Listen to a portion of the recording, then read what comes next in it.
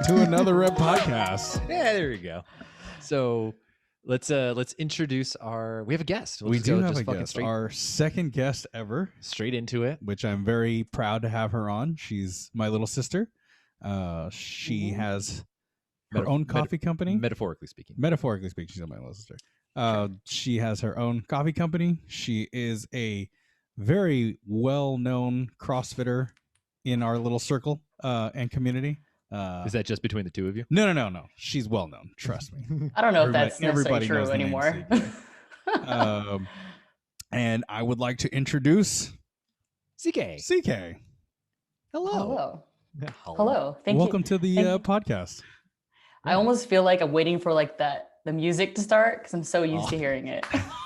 Also friend of the show. Forgot to mention that one. Also very, very good friend of the show. Active. A very active follower and participant of questions and posts and comments alike. And late night texts in random order.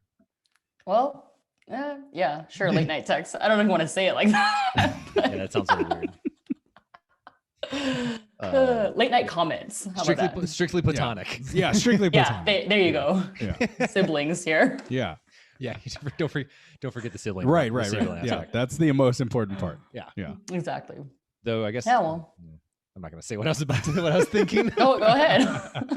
This is a family-friendly show, obviously. Oh, obviously. Yeah. Fucking all the days, all day. So we CK, friend of the show, active participant in pretty much everything that we do. Yeah. As well as personal friend of Eric as well. And so we kind of alluded to, well, not even alluded, just straight up said it. Just said it. That, she is the CEO founder of Homegrown Coffee. She also is a exercise science. She is. Correct? Mm-hmm. Yep. Yes. So she also has her exercise science. She does degree. She also does CrossFit. Powerlifting, Olympic weightlifting, yoga. Runs the gambit of things. Yes. And so we were like, fuck yeah, let's have her on. Wow, fuck yeah. I mean, more so like I'm, just shamelessly, I wanted to support and promote Homegrown. So totally. Yeah. I mean, I've had her coffee. Fucking delicious. Yeah.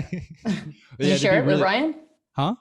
Did you share it? Did he share it? No, wow. I didn't share it with Ryan. I gave you 2 whole bags too. We drank both whole bags. Wow. when I came by and I was like, oh shit, I was like, CK brought you coffee. And I saw 2 bags and I was like, maybe he's going to give me one. And then it never said any, never showed up. And I didn't want to be the person who's like, is one of those for me? One for me. Per chance? One definitely was. So. Oh, okay. It was. I drank both of them. Damn. Yeah. Damn, bro. You're going to do me dirty like that? I bought a French press thing for it, just for it. Good. Yeah. Off to a great start. I didn't know how else to do it. I'm not good at ground coffee. I'm an instant kind of guy. Oh my. Or Wow. K-Pod. I consider K-Pods instant because you just push the button. Oh. Yeah. This fired how immediately. Are you friends with Savage. Immediately fired. Yeah. All right, we gotta. I will never work at Starbucks. CK's our new co-host, or as any barista. She would be a great co-host, by the way. I would. Yeah. See, there you go. She would. Fun fact: I used to have a radio show actually in college. Oh, seriously? I do remember that at APU. Yes. Yeah. KAPU radio. Mm-hmm. What was the tangents already off the bat? Let's go. What was a radio show? It was called The Good Life, and I was DJ Shark in the Water, and I would intro it every time with like, "What's up, everybody? It's DJ Shark in the Water. You're listening to The Good Life on KAPU Radio." That's and then just awesome. Hell yeah. I mean, it was kind of the same concept as this. Like, we would talk about whatever we wanted. I had my dad on one time. He was talking about how he used to cut off chicken heads. Hell yeah. In the Philippines. Hell yeah. Casual. What just was casually killing chickens? Well, hold on. This will be a little more important. What time of the day was this show? I think it was like maybe 6, 7 p.m. like Wednesday nights. It was like a weekly show. Prime time. Okay, so it wasn't like a 5 a.m. morning show where your dad's like, "So let me tell you how I slaughter chickens." No, that would have been great. People are like waking up. That'd be the best thing to wake up to. Like, hey, like you're having your coffee, you're sitting there, sleepy eyed. And then her dad comes on and is like, I want to talk about chickens. And then you hear it's like the chopping of the head off. Yep. And that's it. And then the people are like, wait, what the fuck did I just listen to? And then they're awake. That's perfect. There you go. That's how you want to wake somebody up. Hey, that's exactly how it was. Woken up by roosters, so. Did you when you were on the radio show, did you do all of like the wacky sound effects as well as you're like talking through No. it? I mean, we had the sound effects, but like I never played much with them because I was like, I don't want to mess up the soundboard for whoever is next. And then they just like have no music, but You chicken missed out, man. head cut off sounds. You missed. Oh, that would have been perfect to add.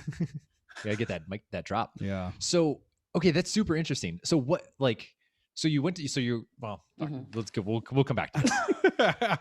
CK, tell us a little bit about yourself.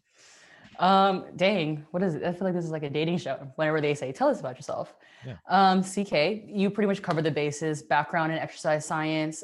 Currently working in like fitness medical industry. I would say. Didn't grow up playing sports, but always wanted to. So that's kind of how I got into fitness, like during college, and then dabbled in radio. Dabbled in wanting to study law / architecture, and then kind of ended up where I am now. So. Hey. Kind of like a cluster F of things. That's so weird how we had the same like ideas in college. Like I wanted to study architecture and then law, and then I just ended up here. You ready for this? Right. I too wanted to study law, Nice. not architecture. Hey, Nice. Because I love arguing, and I was inspired by the movie Liar Liar. Oh, that's a good movie. And that is a good movie. The goddamn pen is blue. And I called my mom and I was like, "Hey, thoughts?" I'm like, "I'm interested in changing my major," and she was like, "To what?" And I'm like, "Law." And she was like, "Why? Like, where does this come from?" And I'm like, "I just watched Liar Liar. I'm very inspired." And she's like, "I don't know if we should do that." Like of all the movies to be inspired by, not this like I don't know, not like 12 Angry Men or something. It's like Liar Liar. Any movie that is maybe more accurately representative of what a like jury lawyer would look like. Yeah. Yeah.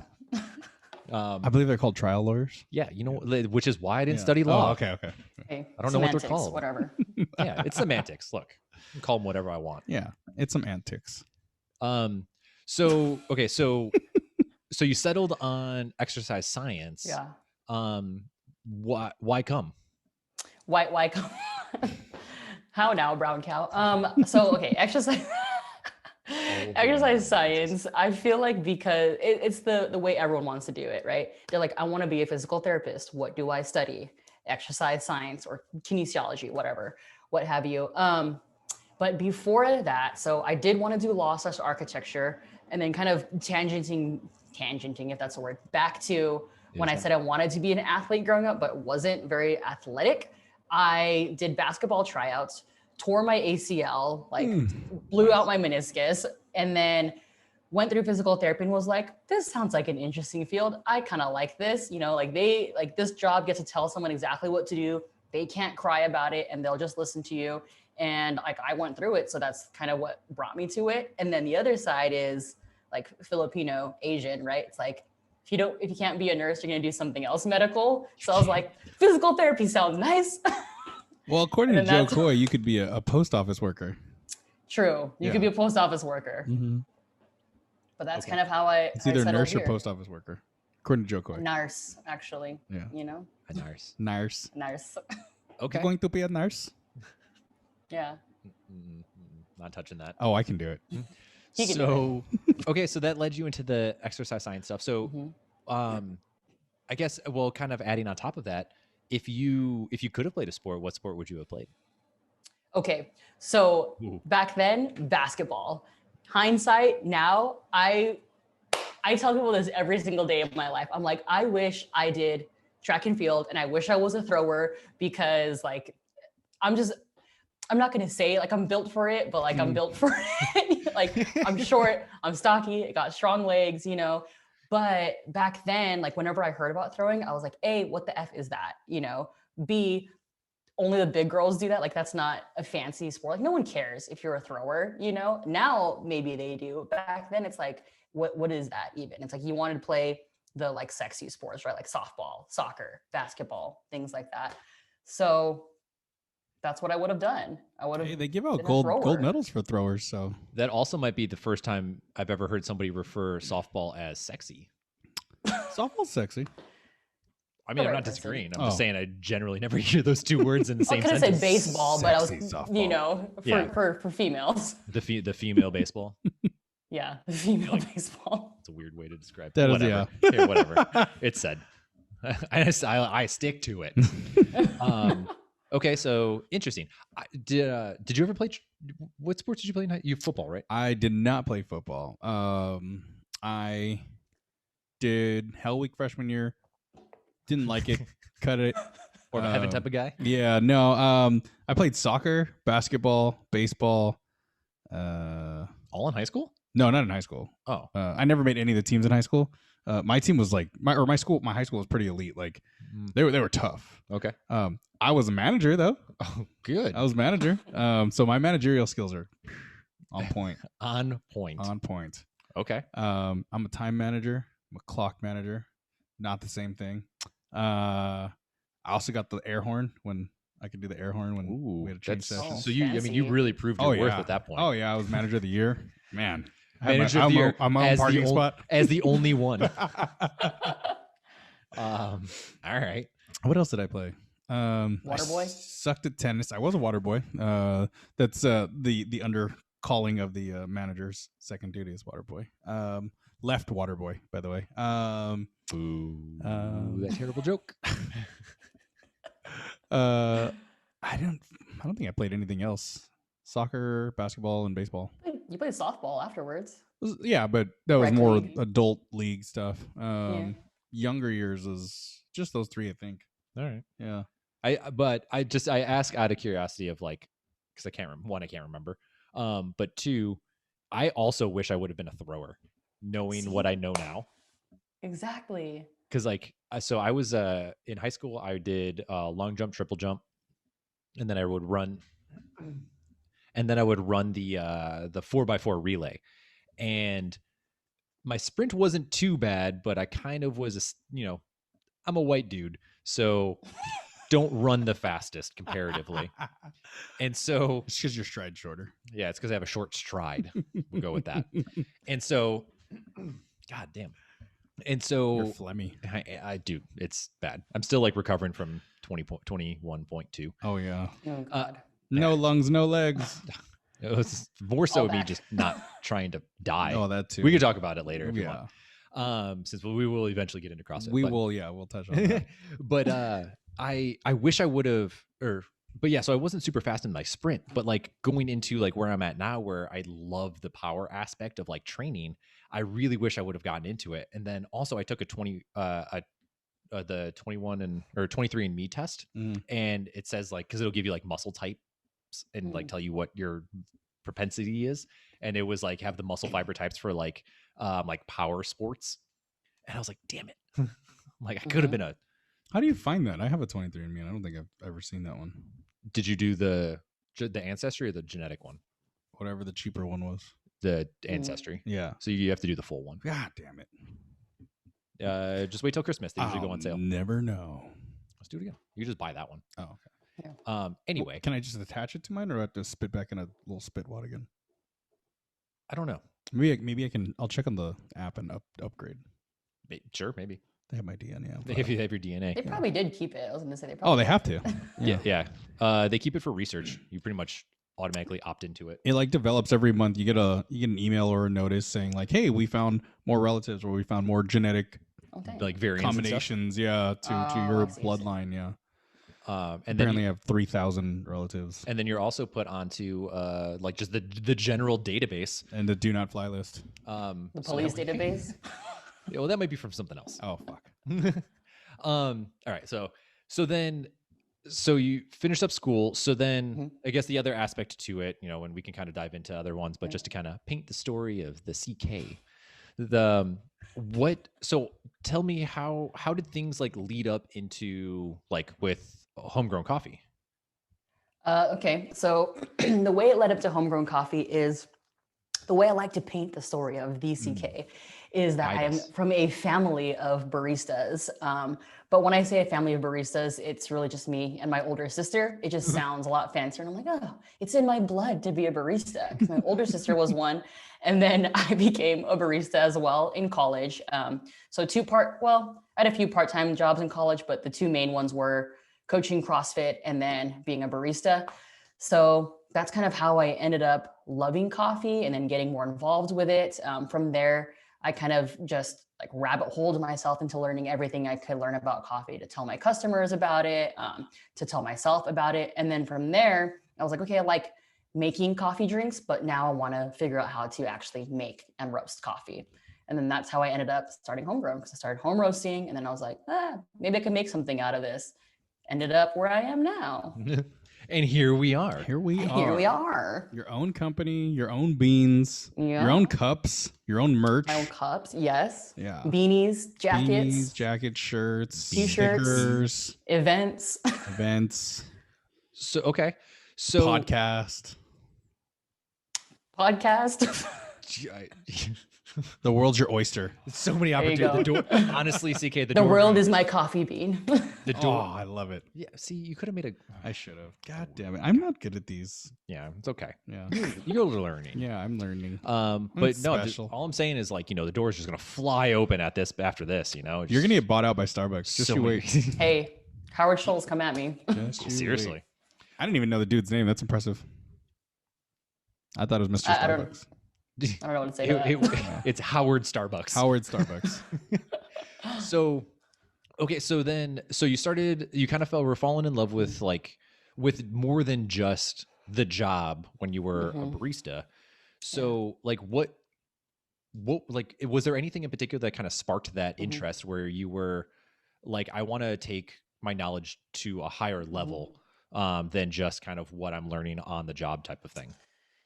Yeah. So it's kind of twofold. One, I'm kind of like a self-proclaimed nerd at things. Like when I learn about something, I get very invested into it, where I just want to know everything about it. Like my sisters always joke that like I get obsessed with things, because they're like, you'll figure out one thing and then you'll just get obsessed over it. And like if you're like, hey, what is this? Like I'll immediately Google something. Like that's just kind of what my nature is.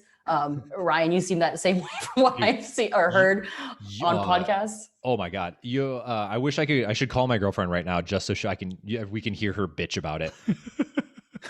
Cause she's like, you don't have to know it right now. And I was like, no. I do. Yeah. You have to. And then it goes It's on like and on and on. Yeah. Rabbit hole. It'll like bug you forever, right? Until you yeah. learn like what exactly. And then you'll be like, oh, well, I don't know. You could be watching a movie and be like, oh, like what person was this movie, or what movie was this actor in also? And then you'll figure out like their whole life story and who they were married to and how many kids they've had. Yep. Like that's just And I'm terrible the at kind of trivia rabbit still. hole that it takes me on. Hey, well, I'm great at trivia. I'll tell you that. Trivia night winner here. What? Trivia queen. Trivia queen. Trivia queen. So, okay. So, But yeah, so oh, sorry, go ahead. no, I was gonna say that's just how I got into it. So like because I like to learn about everything, and then the second part was so I worked at Coffee Bean and Tea Leaf, full name, when I was a barista, and we would like have these pictures of different farmers like as like decoration, and I'd always be like, who is this farmer? Is this actually the farm that we get it from, or is this a lie?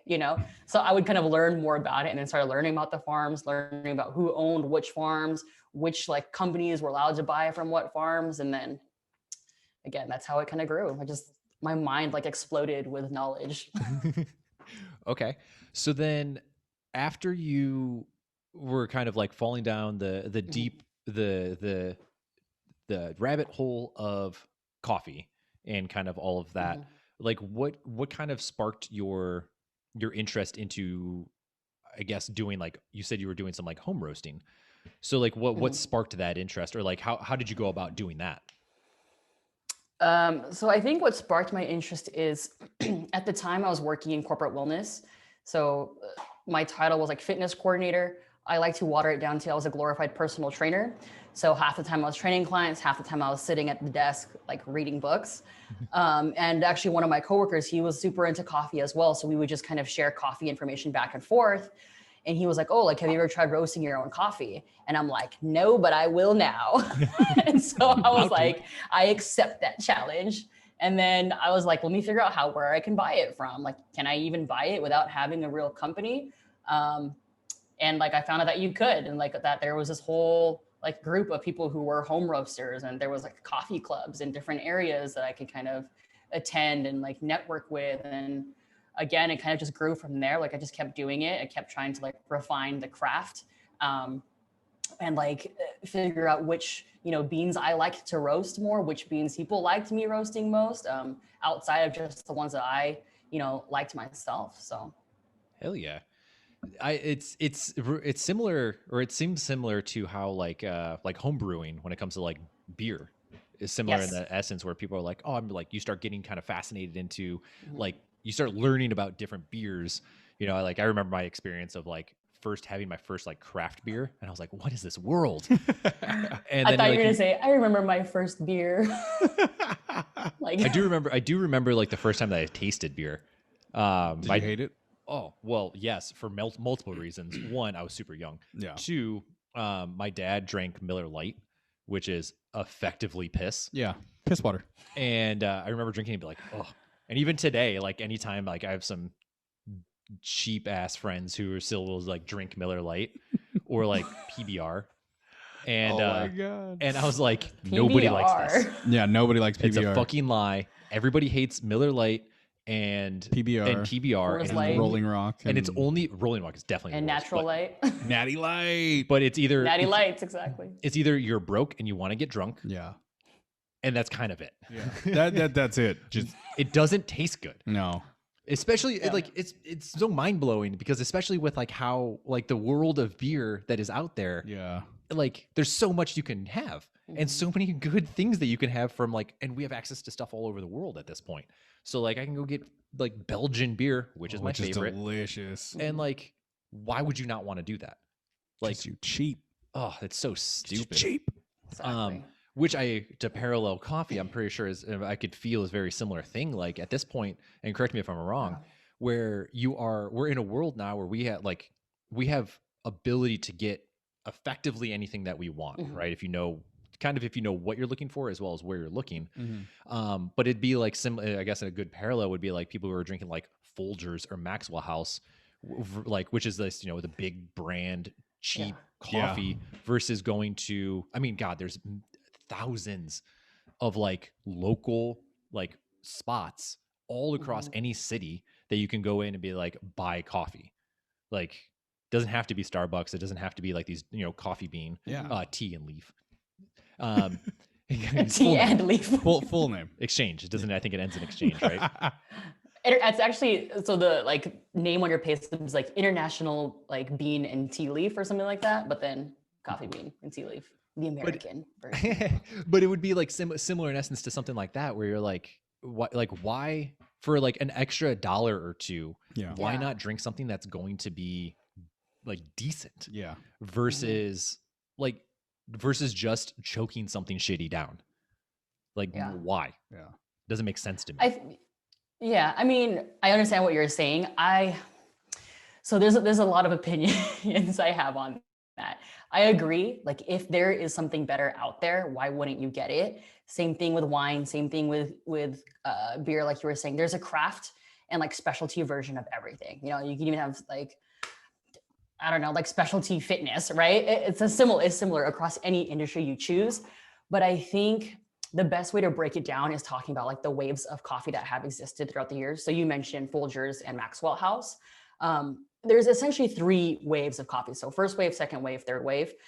First wave was that wave of like people didn't care about the flavor of coffee or the taste of it. All they wanted was caffeine. They wanted that kick to it. They wanted something to wake them up in the morning, regardless if it tasted like sludge. So that's how you ended up with Folgers, Mr. Coffee, Maxwell House. Instant coffee was big, like, 1800s. And then what happened was, as you went into the second wave, which is like around the 1970s, 1980s, that's when Starbucks started doing something. And they were like, I'm going to start transforming coffee culture. The owner, founder of Starbucks went to Italy. He saw what real coffee should be like. He decided to bring it, back to the US. My people. He decided to bring it back to the US. And then everyone realized like, oh, there's quality to coffee. I can get something better. So that's how you end up with Starbucks. Peet's Coffee, the Specialty Coffee Association of America was made in the 80s, right? And they said, let's create a grading system for these and let's create a flavor wheel so people can understand the whole experience of coffee. And then you had the third wave that came in the 2000s after that, because it was people who understood what Starbucks and Pete's were putting out there, but they were like, let's do something better. Let's make it more of a craft, because Starbucks kind of started producing so much that it almost became this thing where people just wanted it, you know, without the quality, and it started getting very watered down, you know. So third wave coffee happened, which is your specialty coffees like Blue Bottle, Stumptown, right? You started having these baristas who really knew how to perfect their craft. They were almost like these bartenders at coffee shops that knew everything there was about coffee. So the farmers who grew it, you know, the different environment that it grew in, the different varietals. And then now what we're kind of getting into is we're seeing that this third wave where specialty coffee is becoming this big thing, it's almost becoming too corporate. So now you do see Blue Bottle at Target, right? You see Stumptown at Target, whereas you wouldn't before. So now we're kind of going into this fourth wave where people are talking more about like the science of coffee and how to, you know, like what's the next step in specialty coffee, where it's like, how do we make it more special than what it already is? And that's looking at the different brew methods, you know, looking at using different brewing techniques and brewing ratios to make better coffee, because everyone already knows what the best is out there. So what can set us apart now, kind of thing. So Hell yeah. welcome to my TED Talk. welcome to our TED Talk. That's really interesting. And that honestly, that makes sense. Like we think like, because so on the flip side, like I'm no expert by any means, but with beer, I've definitely like dove pretty deep into kind of understanding like, or trying to understand like beer regions, how it's made, as well as like palate profiles. I want to take a class that is effectively a beer sommelier. I forget what it's called. Cicerone. It's like Cicerone. Yeah. Yeah, there we go. Nice. See, we're the same wavelength here. Yeah, dude, we're vibing right now. There you go. So, but similar in nature, and so there is like there. It's kind of. I think it's a little bit of that mix where, at the early stages of as this stuff was starting to be produced. I mean, coffee and beer have been around for a very long, or alcohol, I guess, any fermented drink has been around for a very long time. And so there's kind of like there is just kind of a technology limits the ability for you to be able to have, you know, high quality to what we kind of know today. And then it becomes like a generational thing, as I think as well, where, you know, my parents are the ones that drink Folgers and like drinks Folgers, and they're, or they've upgraded to Starbucks now. And so like the things are products of the generation where they just kind of continue on as like the newer generation comes up and be like, I hate the stuff that my parents are drinking, or whatever the case may be. Let's do something better. And it starts to grow and progress from there. So that it's kind of interesting. Like I'm trying to parallel the things that I know to relate to this whole thing. Yeah, no, I mean, exactly. It's just like beer, and you can talk about it in terms of like how you even do like tasting of coffee is the same way you would do tastings of wine or beer, right? Or, you know, whiskey, you know, even it's with That's my anything. language. There you go. Yeah. So it's the same way, because like you said, everything has a grading system. You know the quality of something. And then some hipster decides to say, I'm going to make the elite version of this, and kind of like spin it on its head. So yeah. The innovation, right? That's where it comes from, is somebody being like, I'm gonna try something. I'm gonna make really it better. random. Yeah, like I really like this. I'm either gonna mimic it my own way, or I'm gonna make it better than this. Hell yeah. So I guess because part of this is a little educational for me, because I don't know a whole lot about coffee. I don't know anything about coffee. Though it might surprise. I don't know. We'll see. So I like bean juice. Bean juice. It wakes me up in the morning. So when it comes to, I guess when it comes to coffee, I mean, it's a bean, right? Obviously, though I recently plant. Plant. Yes, plant. I learned it's like a cherry. Yes. Which is interesting because people don't think of it that way. It's like a cherry. It has a pit. Yeah. Yeah. Can you describe it a little bit? Yeah. So I should have brought some out here. I do actually have coffee cherries like inside my house too. Oh, shit. So it looks exactly like think of like literally like a cherry, right? Like not like the freaking ones that you get in like your Shirley Temple, but like a real cherry, but like smaller version. Non-maraschino. Yeah. I don't know what's the real word for a non-maraschino cherry. I think it's just a cherry. Okay, whatever. I'm pretty sure maraschinos are specifically for like martinis. I don't think. Yeah. eating cherries. And Shirley Temples. And Shamrock Shakes. But anyway, That sounds so good. Shit, I just remembered. What? St. Patrick's Day just happened, so McDonald's has Shamrock Shakes. Yeah. yes. Should we get one after this? Oh, yeah, I can't. I can't Why? technically. Should I just order it to No. be brought here? No. I It's the am. magic of the I'm following. It's- I'm trying to clean up my eating and restore some of my Ugh. conditions that I've had, and so sugars I got to be very mindful of. These damn CrossFitters, man. Always watching their sugar. goddamn CrossFitters. No, yeah. Anyway, Side note, I live for Shamrock Shakes every year. The only reason why I go to McDonald's every year is for Shamrock Shake. Can I But be that's beside the point. 100% honest? I've never had one. Wow. okay, now you're at strike 2 at this point. You're really close to losing your spot. You're just out. Get out. I've never go. had a Shamrock Shake. Take a lap. I've had. Think about what you've done. Jeez, how have you never had a Shamrock Shake? I don't know. It's like as American as know. Taco Bell. See, I'm How not a dare fan you. of Taco This Bell is true. either. It's a goddamn lie. Shut up. Everybody loves Taco Bell. It's the #1 rated Mexican food in America. Oh yeah, every Mexican on the planet loves Taco Bell. I didn't say that. I'm just saying in America, the America. center of the I world. think there's more Mexicans in America. There's more Mexicans than America. In America, In America? yeah. I believe that. I think that they need to do a new study, and I'm sure Taco Bell will be proven wrong. See, here's the reason. It's because Taco Bell has such a monopoly on the market comparatively towards like Chipotle or the other one that I can't think of, Del Taco. Del Taco. Qdoba. That's what I wanted to say. What the hell's Qdoba? Exactly my It's point. like I feel like it's sort of like in Arizona or something. I mean, I could be wrong. They have it in Chicago as well.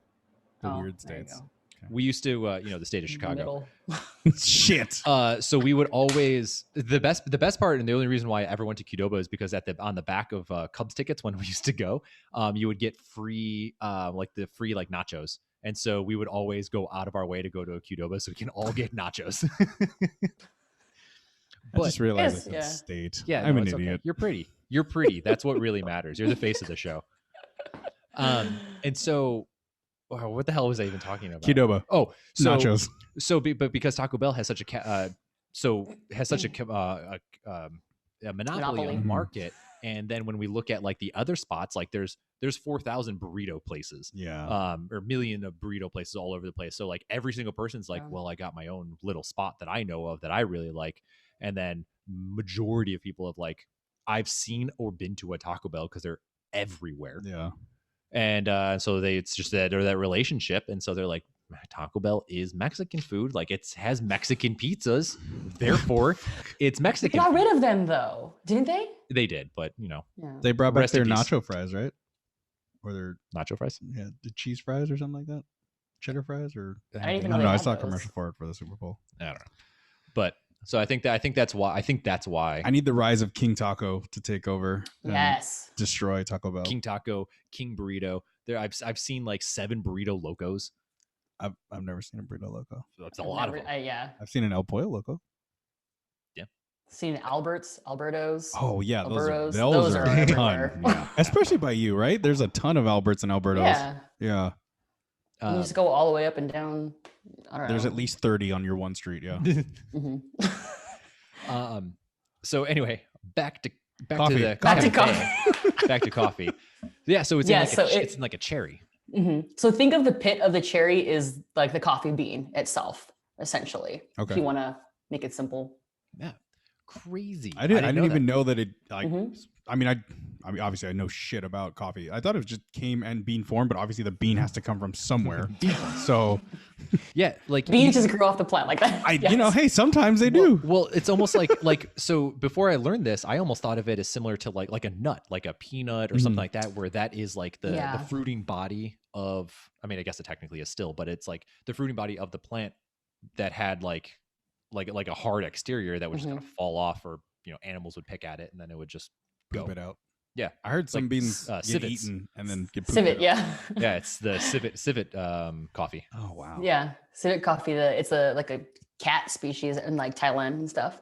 But okay, so on the whole like cherry part, so the civet cats, what they're eating is like that cherry layer, and then they poop out the bean, and that's what the roaster then collects and And roasts he's up. like, yeah, I'm gonna sell this for $1 million.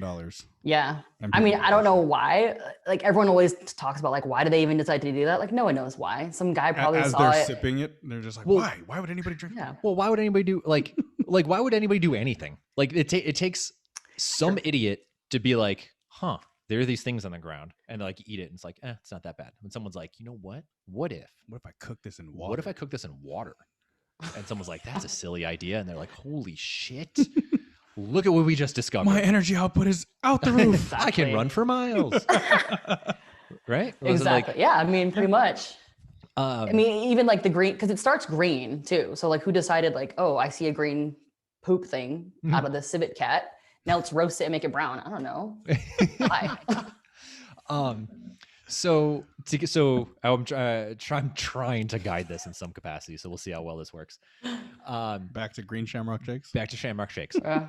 So I know that I know of two different varieties of coffee beans that I think usually see. So it's the Robusta and Arabica. Very good. Yes. So are there other like varieties of coffee beans? I'm about to Yeah, flex on so- you hard this episode, Eric. I don't know shit about coffee. So I gold like star bean for juice. you, right? That's it. That's all I know. Yeah. So Arabica and Robusta, there's the two like different. I mean, yeah, you could call them varieties, but like the two types of them. Usually you'll see Arabica. It's the more expensive one. Like they usually say like, oh, Robusta is like the cheap, one that no one really cares about. It usually tastes a lot more bitter. Arabica will usually be a little bit more sweet, kind of have more the berry taste or the coffee taste that we're used to.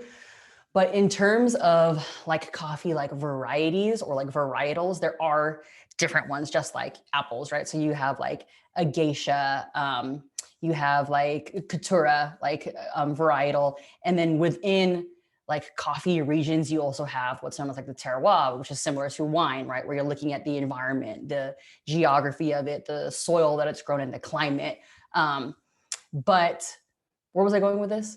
Essentially, like the varieties that we have, you can compare it to like a Granny Smith apple or like a Golden Delicious, Red Delicious kind of thing like that. But the two main are the Arabica Robusta, and then from there you have your varietal, your terroir, and then you have like the type of process that it uses, and then you can kind of pick from there. Okay. Interesting. So like Arabica and Robusta are kind of the two like I guess like the general types that we would see, and then there's just like the variations below each of those. Correct. Okay. The only I don't be too impressed. The only reason why I know about like the Robusta stuff is because do you remember a while ago there was something called, it was like death proof coffee or something like that? Yeah. Death I Wish remember that. coffee. Yeah. Yeah. So it was supposed to be this like super caffeinated coffee. And I was in college and I was like, well, hell yeah, I'm going to do that. And it said that it was like Robusta. And I was like, what the hell is that? And that's when I learned, I'm like, oh, there's another variation of Arabica, as I used to call it. Cause I was like, I don't know. I've never heard it said before. So I was like, what the hell do you is say this? it? Arabica. What? Arabica. Yeah. What did you used to call it? Arabica? Arabica. Cause I was like, I saw Arab. And so I was like, oh, it's Arab. Arabica. Yeah, I can see how that. Phonetics. Again, Yeah. phonetics. Yeah, whatever. It works. Yeah. It just works. So okay, so those are the two like kind of the two main like varieties that we're gonna see. And I think more often, and correct me if I'm wrong, like more often we tend to see the Arabica, correct? Yes. Okay. Which you said, so I don't know why I just clarified that. Anyway. Just to clarify. Yeah. We do see that more, but I feel like a lot more people, and I mean, maybe not a lot more, but there's some companies who are starting to use the Robusta more because it is a lot stronger. There's this guy that I met in a coffee club, and he was saying that he grew up, like son of a coffee roaster. Now he roasts coffee himself, but he was telling me like a lot of people knock Robusta because they're like, oh, it's cheaper and it's like, it tastes bitter. But he's like, dude, we would have people roasting it and literally be getting like hype, like turned off of just like the aroma of it. Cause he's like, it was that strong. And I'm like, I don't know if he's messing with me or if he's like being for real about this, but he was like, cause I would like, be like, are you like being sarcastic? And he's like, no, I'm being for real. And he was like, so people need to like not sleep on Robusta and like stop using the Arabica. And I'm like, all right, dude, whatever. Damn. He sounds like he was on a line of Robusta while he was explaining this. Honestly. Maybe they're mixing in a little bit of the cacao, if you know what I'm saying. Look at this plant joke. A little bit of white inside my bean. Oh man. Okay, so then, man, where do I want to go with that? So we have those two main varieties that we usually see, right? And so kind of move on from that. So then you were talking about like similar to wine, where like region and then kind of the environmental effects or the environment has an effect on coffee, or like the I guess the flavor profile. Could you like, I guess, just elaborate a little bit more on like how do these things affect like the tastes, if you will? Yep. So depending on, so I guess we'll start with this. Like coffee grows best along the equator. So they say it grows best equatorially because of the tropical climate. So when you look at the terroir and the environment, you are looking at climate, soil, elevation. And the other thing I like to tell people is you also look at what crops are grown next to it. So that's why kind of you'll see Ethiopian coffees will usually have a fruity kind of profile to them, a berry kind of profile to them, because what's predominantly grown in Ethiopia are those type of fruits where it's near where those plants grow best. And then if you have like Brazil, you have a more of a nutty taste, a different elevation. So you'll have coffee profiles that taste more creamy, more nutty, a little bit more of like that coffee taste that people are used to kind of having, where it's more rich, chocolatey. So the altitude will change the way the plant grows, which will effectively have a change on the flavor profile that it has. But then it's also up to the roaster, right, to determine like what kind of flavor profiles they want to bring out of it. So like how dark they're going to roast it, if it is going to be a lot more rich, if it's going to be more fruit forward, a lighter roast that might probably have more tea-like qualities to it. So there's really this kind of science to roasting, because you first got to pick the plant, and then the roaster has to figure out which profiles it wants to bring out of that plant, knowing that it generally will be a certain way depending on its region. Interesting. So I imagine that when it comes to, I guess, like botanists, I guess would be the word to describe it. But like as people are like cultivating crops, not necessarily growing, because I can't think of the right word, but when they're like harvesting, like breeding plants. Like we were just talking about peppers and how people have like selectively bred peppers for like their like hotness to create these things like the Carolina Reaper, for example. So is there like that concept also going on where people are doing kind of this like selective breeding of plants to kind of like bring forward a certain flavor profile or taste?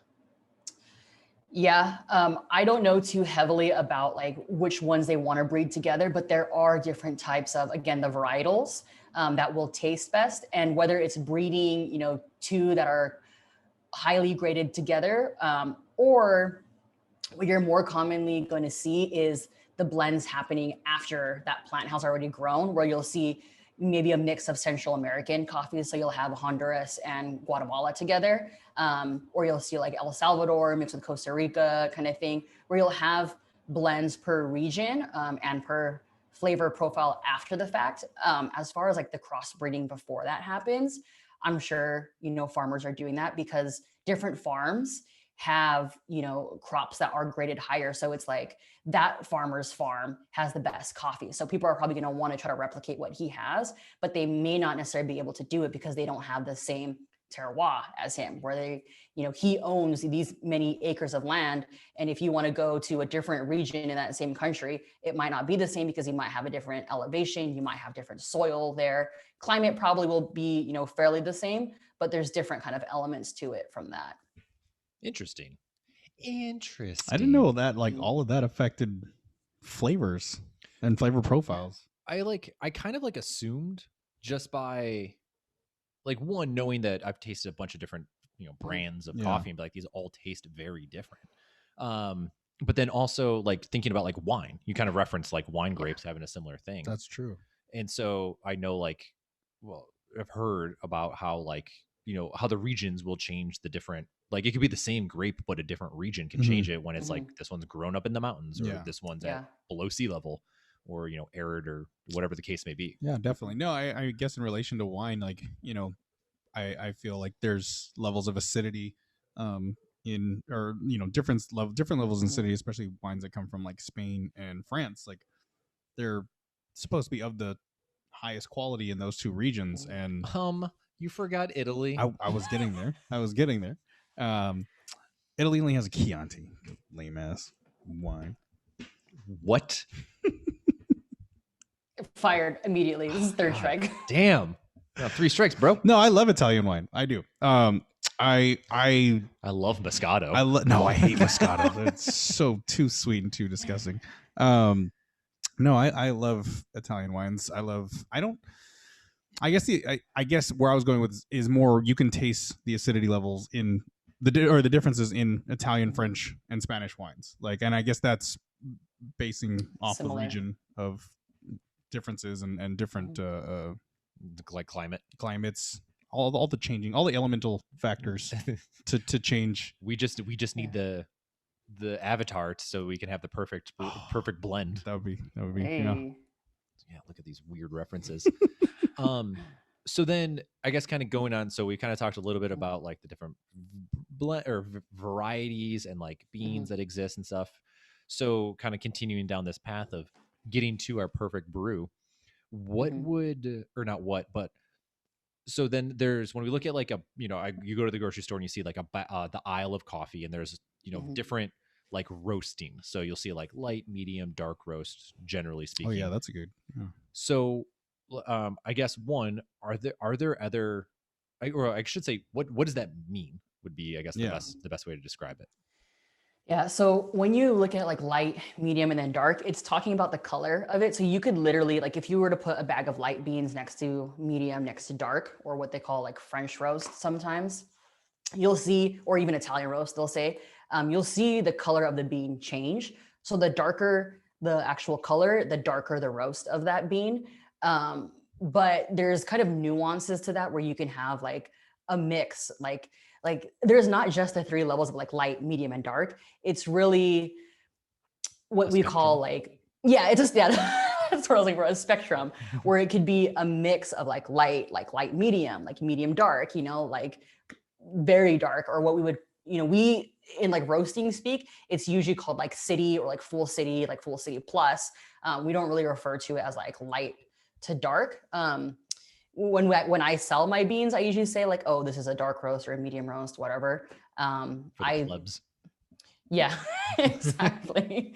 But like, you'll probably see if you go to like a specialty coffee shop, or even like a coffee shop, like go to like sweetmarias.com. Actually, it has like a breadth of knowledge on there. You can look up green coffee beans, which is how it starts, and they'll tell you exactly on the bag the best way to roast it. And it'll either say like city, like full city, full city plus, kind of thing. And then you kind of know as a home roaster, like just starting out, okay, I should roast it to this level or to that level. And then there's different color changes that happen. There's different, aromas and smells that will happen at each different color change. And it'll give those different flavor profiles because, like you were saying, the environment changes. The same thing, the flavor changes depending on the roast level as well. So then I'm assuming there's variations within how to roast. Well, actually, before I go into that.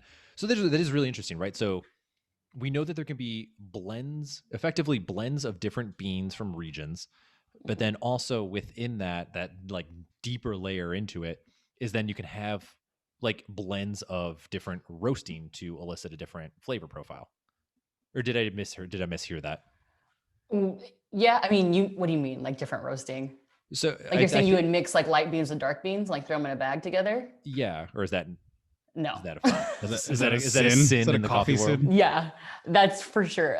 I mean, some people probably could do that. Maybe Folgers does it. I don't know. Folgers, ooh, wow, burn. That's a French roast right there. You know what I'm saying? There you go. Yeah. Here's our next business venture is we're going to start a company that mixes roasted blends. Patent pending. It will be trademarked before this episode comes out. We won't last that long. Shh. We have an expert on with us telling us not to do that. Look, I mean, honestly, people probably would still buy it because some people don't know any better. see, we sell to the plebs. It's It's just going to be to convenient. Eric. I'm It's gonna buy my own coffee. not can't to get- like not to Go like ahead. knock on like flavored coffee. So like when you buy like a coffee in a store and it'll be like, oh, hazelnut or like French vanilla flavored, Yeah, and it actually always tastes tastes terrible. like that. Well, I was gonna say it's because they use like whatever like beans are left over, and they're like, let's just mix them together and like throw some syrup on it and call it a day. Oh shit! And No it's way. cheaper, because like why would you waste the coffee? Yeah. Like, just throw some flavor on it. That's why you'll never really see specialty coffee shops sell flavored coffee because why would you do that? That's like putting. That's very interesting. It's like, I guess it's like the same thing as like saying like you're gonna take like a very expensive, like whiskey, right, and like make it into a cocktail. Like, why would you do that? Thank you for dumbing it down for me. I appreciate that. I totally understood that reference because You can't see it, but there's smoke coming out of the headphones. Because Yeah. Eric's like, I There you have go. no fucking idea what's happening right now. no, I got the whiskey reference. And we're back. Yeah, I'm there with you. No, I was having some drinks with some friends. Actually, my team, my pool team, and one of the guys was Poolicons? like, yeah, Poolicons. He was telling me, he's like, oh yeah, like I want to have like this 12-year-old Scotch, but I want you to throw it in an old fashioned. And I was like, stop. No. Like, no. First of all, bad. Like you don't Bad pool con. do that to good Scotch. You drink it straight, maybe on the rock, singular, On the rock. the rock, On the rock. on the rock. And he was going on and about like, oh yeah, I've had all this whiskey, blah, blah, blah. I know everything about whiskey. I'm like, first of all, I'm 8 years older than you, which is 8 more years of drinking whiskey than you, which is 8 more years of knowledge of tasting whiskey than you and mixing whiskey than you. Damn, bro, you're over here gatekeeping whiskey. I was gatekeeping whiskey, especially this 25-year-old. And he was telling me, he's like, well, what is this? Like, why don't you tell me? I was like, I broke it down from like science wise, and now he wants to have a whiskey tasting. Like this guy, like he wants to learn more about whiskeys instead of just popping off saying, oh yeah, I know about whiskey. I was like, bro, what's your favorite whiskey? Oh, I like Macallan's. Macallan, is that what I was like, you don't even know that's not a whiskey, it's a Scotch. It's like Yeah. they're the same thing. I'm like, see, that's where you're wrong again. No. They're not the same. No, whiskey is the general term. Right, but you will not Scotch go is not to whiskey. Scotland and be like, can I get a whiskey? Well, no, You will say, can I get a Scotch? but it'd be like, I mean, coffee is the same thing as whiskey in the sense that it's just a general term to describe the thing that you're making. Whereas, how dare you? I beg to differ what? because Scotch is Strike from one. Scotland. Correct. That's why. Yeah. Correct. Scotch is from Scotland, but it is what follows when you say Scotch. Scotch whiskey. Scotch on the rocks. Shut up. It's Scotch whiskey. So whiskey is just a general term to describe it. Just like it's bourbon is still whiskey, Scotch is still whiskey. It's But nobody says Isle bourbon whiskey. They just say bourbon. No, because we speak in shorthand. Burb. Bur. Can I get bun? That's actually what Gucci Mane has been talking about this entire time. Oh, It's just God. bourbon. Burb? Bur- Oh my God. So But no. So many tangents. but like that's right. though. No, it's not because it's like saying you can't use champagne as a blanket term. Like no, like the city of wine. Champagne, France No, will champagne sue is you. champagne. No, champagne is champagne. Champagne is champagne. Champagne is sparkling wine. No, sparkling No, wine. it's is not. Sparkling wine is sparkling wine. Sparkling Champagne wine is champagne. sparkling wine, but champagne is sparkling wine from Champagne, France. No, champagne is champagne No. from Champagne, France. Champagne, France. Exactly. No, Yes. I Yes. disagree, and I don't care that I'm being doubled up on this one. Look it up. There's lawsuits I will. where the Let's find city of something Champagne, Italian. Let's find city of something Champagne, Italian. France, macchiato. Okay, there you go. Oh. Making it Italian for you. So a macchiato that Starbucks uses is not an Italian macchiato. It is a latte. It's Look it 'cause up. Boom, Italian. Look, I'm not gonna debate you on that one because I don't know. Pizza. What about it? It's delicious. I don't know where It's going with that. no, and well, but that's fine, right? And I feel like Starbucks catering to the American palate for the most part is also like it's just misrepresenting what the actual thing is. Is it catering by just giving us milk and sugar? I mean, I feel like Starbucks is a standardized flavor profile That's based fair. on what people are buying, Consumers and like, enjoying. yeah. Milk and sugar. Yeah, for the most part. Yeah. But whatever. I'll spend my $5 to get milk and sugar. I'll look this up later, so that way I don't bog not the down same this thing. episode. And I'm gonna forget it, and then I'll remember when I look back and edit this episode In like 2 weeks. in 2 weeks. Oh, This week episode. it'll be this weekend. Sorry, this episode. Anyway, so Eric got caught up. We were Whiskey. talking about Mhm. how it's a cardinal sin to blend various roasts Yes, of coffee. So we shouldn't do that, but we kind of should do that. we should try it We out. should try it out. And then be barred from any Excommunicated from excommunicated before we do anything. coffee Convention. conventions and The clubs. Yeah. Hey, So question about roasting real quick, Mhm. because we were mentioning it. Do you roast them in the oven at home? No. Okay. So, I mean, well, it depends on what you mean by oven, right? Like, I don't roast them in my like kitchen oven. Right. The way I started doing it was actually using an old like school like popcorn maker, a whirly pop. So if you've seen those, it's literally like you crank like the handle and then it spins like on the inside, and that's how like people used to make popcorn back in the day. But you essentially put like the beans in there and it starts like rolling it around like a drum, and then you kind of have to like test the temperature each time, you know, smell it each time in between. But what I use now is essentially like a large toaster oven looking thing called a Beemore. And on the inside, it has like this rotating drum. So it rotates the same way like a rotisserie like would for like a chicken, but it has this drum where you put the beans in so it kind of like evenly like roasts each side, Okay. like distributes it out. Cool. So perfect. Then going on the topic of like roasting, so that's kind of like a home roaster's kind of Yeah. tool. Mhm. So then when we're looking at like I guess larger, maybe not to the scale of like mass production in the sense of like a Mhm. major corporation type of thing, but more on like the local side. I've I work near a Jones Coffee, and so Yeah. local Pasadena favorite, and there is I see the machine kind of out Mhm. like whenever I've walked in, and I have no idea what the hell's happening in there. But so like how do bigger companies like, or you get where I'm going, like how do they roast Yeah. coffee comparatively? Is it a similar style? Similar situation where they're looking for the color and they're looking at the smell and like how evenly, how evenly roasted the beans are. But it's different in the sense that they're probably using like either like a fire or a gas roaster at like a bigger, what's it called? Like at a bigger scale. So you'll see like the way that I have the drum rotating like this, like, so like how? it's like this. The way that the drum is rotating, it's a smaller situation, but theirs actually mimics more of the whirly pop where you would see it from the top, like rotating around, kind of like, like the little handle goes around and like Yeah. moves the beans around on like the pan.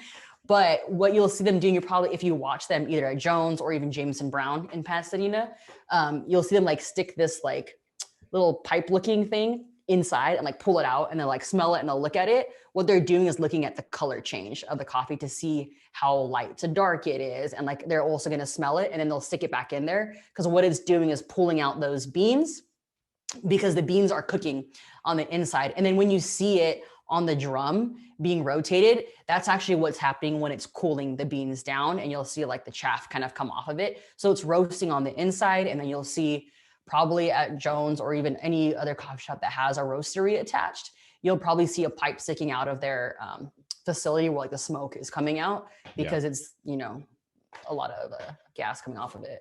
Yeah, we do. Especially in the gym, on a bad day. There's one day we were working out, and there was there's a strong breeze, and we were all sitting there like, and immediately saw this like huge flume of smoke come out from the because it's right next door, and then immediately blow straight into the gym, and everyone was like. Just like this dry burning smell, and we're like, oh my god. Yeah.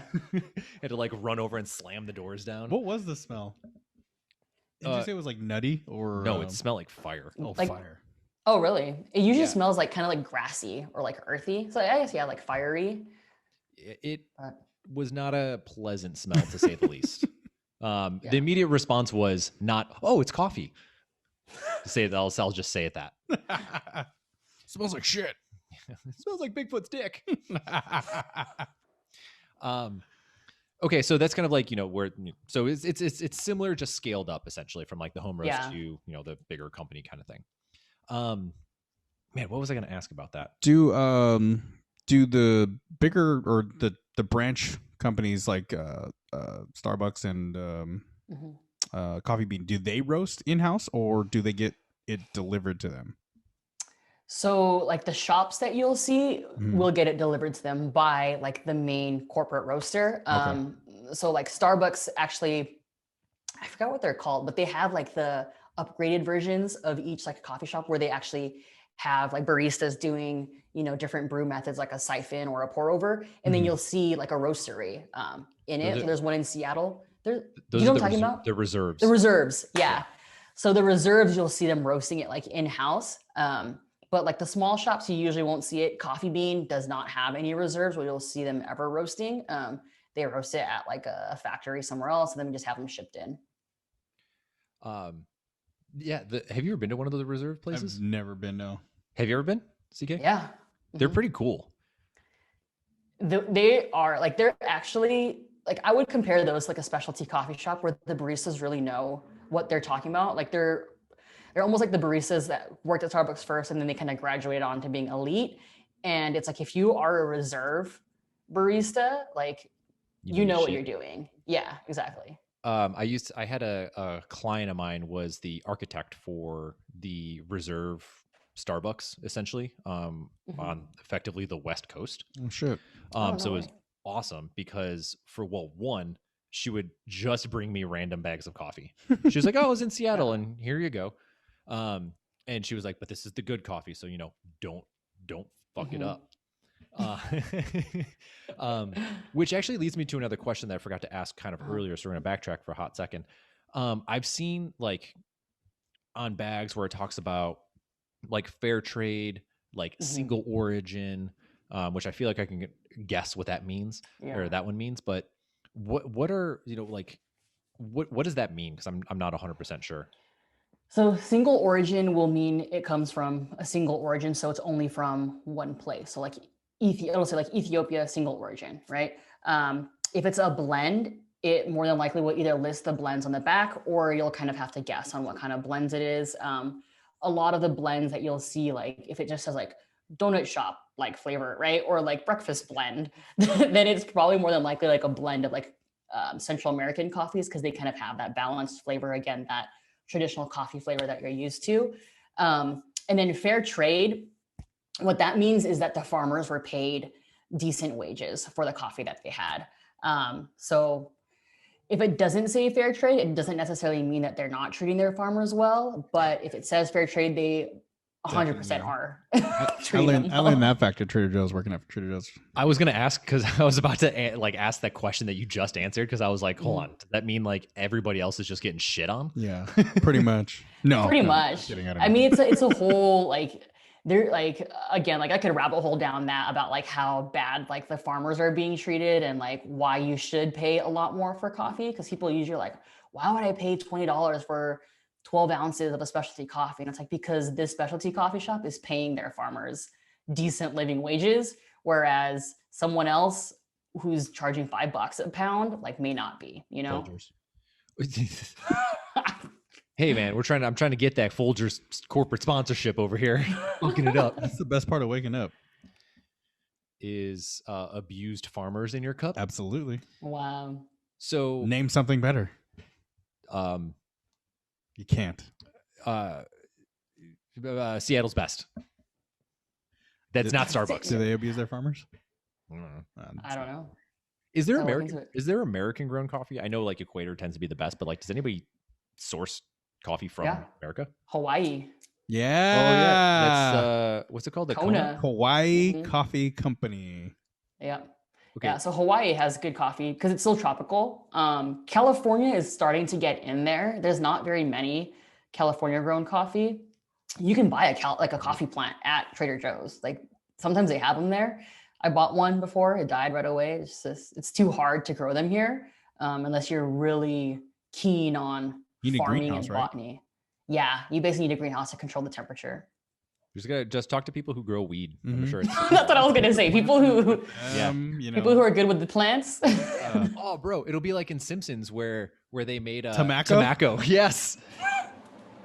So we'll accidentally make like THC infused coffee a coffee that wakes you up. Hey, and brings you down. But It's uppers and downers, best of both worlds. Stay green. and it'll be green. Perfect. Though Yeah.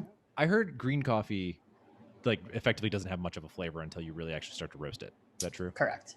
Yeah, that is true. I mean, it's also pretty hard to roast it. I've had some customers will be like, "Hey, can I just purchase your green coffee beans?" And I'm like, "Sure, but you can also buy the green coffee beans directly from someone else if you want." They don't grind very easily because they're harder. Like they're more like if you were to buy on a green coffee bean versus a roasted one, like it's a solid, it's a rock. Oh, So you're probably gonna like mess up your coffee grinder if you're trying to grind it, or you're probably gonna just soak it for freaking ever, and like it may or may not give you any of that green coffee extract, right? You know, the skinny tea kind of thing. The diarrhea teas. Yeah. I still want to try one of those, so Oh I'm my going to put that God. on the list. You want to try diarrhea? Oh, well, I mean, we've all experienced diarrhea, but more so I want to intentionally try diarrhea. Self-inflicted diarrhea. And see if I can get that By all means. slim tummy that I've always wanted. Oh my. Look, I'm trying to tone, not bulk. If it works, pass me some of that tea. Hey, yeah. Let us know. Yeah, I'll keep you updated. Stay tuned. Stay tuned on my bowel movements. You have to record how long though, like, cause I don't want to be sitting on the toilet for like 3 days straight. Oh, no way. Well, if it's 3 days straight, I'm definitely lying to you. If I have to sleep next to the toilet like a rough Oh, night of drinking, I'm Yeah. definitely Oh, not telling you about man. it. Yeah, you will.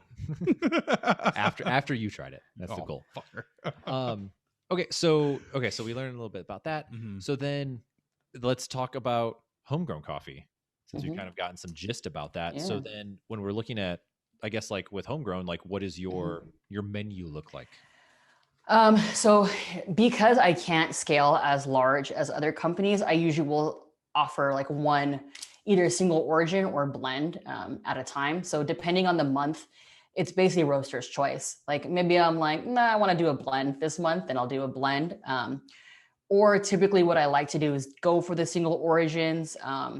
I like to go again, like for the Central American ones, because that's what people like to have, but it's almost user generated where I'll like put a poll out and be like, hey, like what coffee like should I offer this month? And people will be like Ethiopian, or they'll be like, hey, like, do you have like Burundi on you? Or do you have, Honduras? I get a lot of requests for that as well. And if enough people ask for the same one, then I'll go to my distributor and be like, you got this. And then I'll be like, all right, I'm gonna roast that this month. Or if there's really no request, then I'm like, I want to do my typical like homegrown blend, which is like my general staple where I usually have enough of those beans on stock, which is a mix of Central American beans. Then I'll just kind of go to that as a default. But I'll do special requests sometimes for people if they are a frequent customer and they're like, hey, I know you're serving this, but can you let me know when you have that? And then I'll be like, I'll just do one off for you, and make it happen. Because I have the ability to scale it down. Whereas like a bigger company might be like, nah, like we're roasting all of this month. So Yeah. So what you're saying is each batch that you do is limited edition and exclusive. exactly. No coffee that you get from homegrown will be the same. That's right. Talk about that Mhm. level of experience. That is impressive shit right there. Well, Not- it's true. Not only that, like the demand for it too, because I know like when you go in stock, you go out of stock. Like, Yeah. it's It's a rough. matter of maybe hours to days where it's like you're like, hey guys, I've got like 80 bags, and then the next day is like, I have no bags. hmm Hope everyone liked their coffee because Yeah. they get no more. Yeah. Yeah. It literally like for some reason, like especially in the summer, I don't know why people like to have coffee in the summer. I mean, maybe they'll make a cold brew out of it, but I'll sell out very quickly during the Well- summer.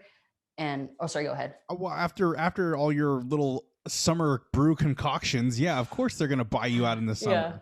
Have you? Oh, you haven't seen? No, Oh, I well, haven't had the pleasure of experiencing oh, it yet. well, And I was you're bad. She makes like alcohol concoctions, like just morning coffee concoctions and ice cream. Okay. Like ice cream one or something. What are they called? Oh, affogato. Affogato. Yeah, I mean, you could do an affogato. I think you're talking about the dang, name is escaping me. It's the one. It was like the Korean like inspired one. You posted a handful of them, and I wanted to try them all. Yeah, Especially the there's a alcohol bunch of them. ones. I was just Yeah, the alcohol, the coffee cocktails are always like the crowd favorite. I did like a Yelp event. Shout out to Yelp SGV people. I did a Yelp event where I did like a regular like latte, and then I did like a coffee like mojito, so similar to like what Phil's Coffee has, and then I did an espresso martini. So interesting. hire me for your barista needs. absolutely. Yeah, that's kind of half the point of this entire episode is to shut the hell out of you. So, okay, so generally for you, it's a like you're going to be looking at if someone's like looking to buy something from you, or coffee that is. There's generally kind of like is it like there's like this one version a month that you're going to be looking at. Plus, you kind of said you have kind of the homegrown blend that usually is like always on stock. Yeah. So yeah, typically each month will be a different one. Like I'll usually announce it at the beginning of the month or maybe mid-month and say this is what it is.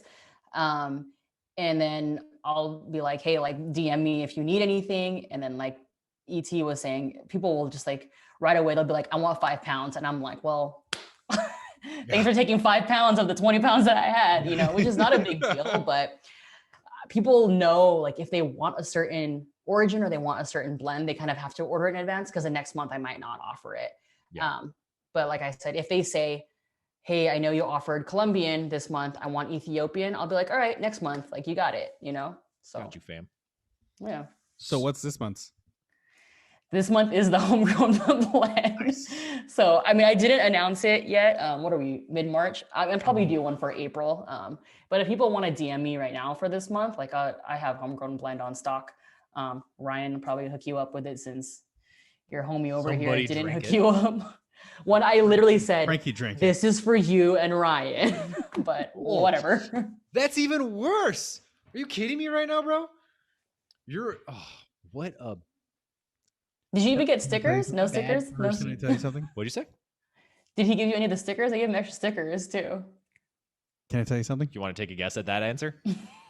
Can I tell you something? Sure, tell me something. I love you. I forgive you because you did buy me Taco Bell on my birthday. Yes. Acceptable. Yes. The number 1 rated Mexican food in America. Number 1 I rated was gonna Mexican say food in that. America for Ryan. No, not for Ryan.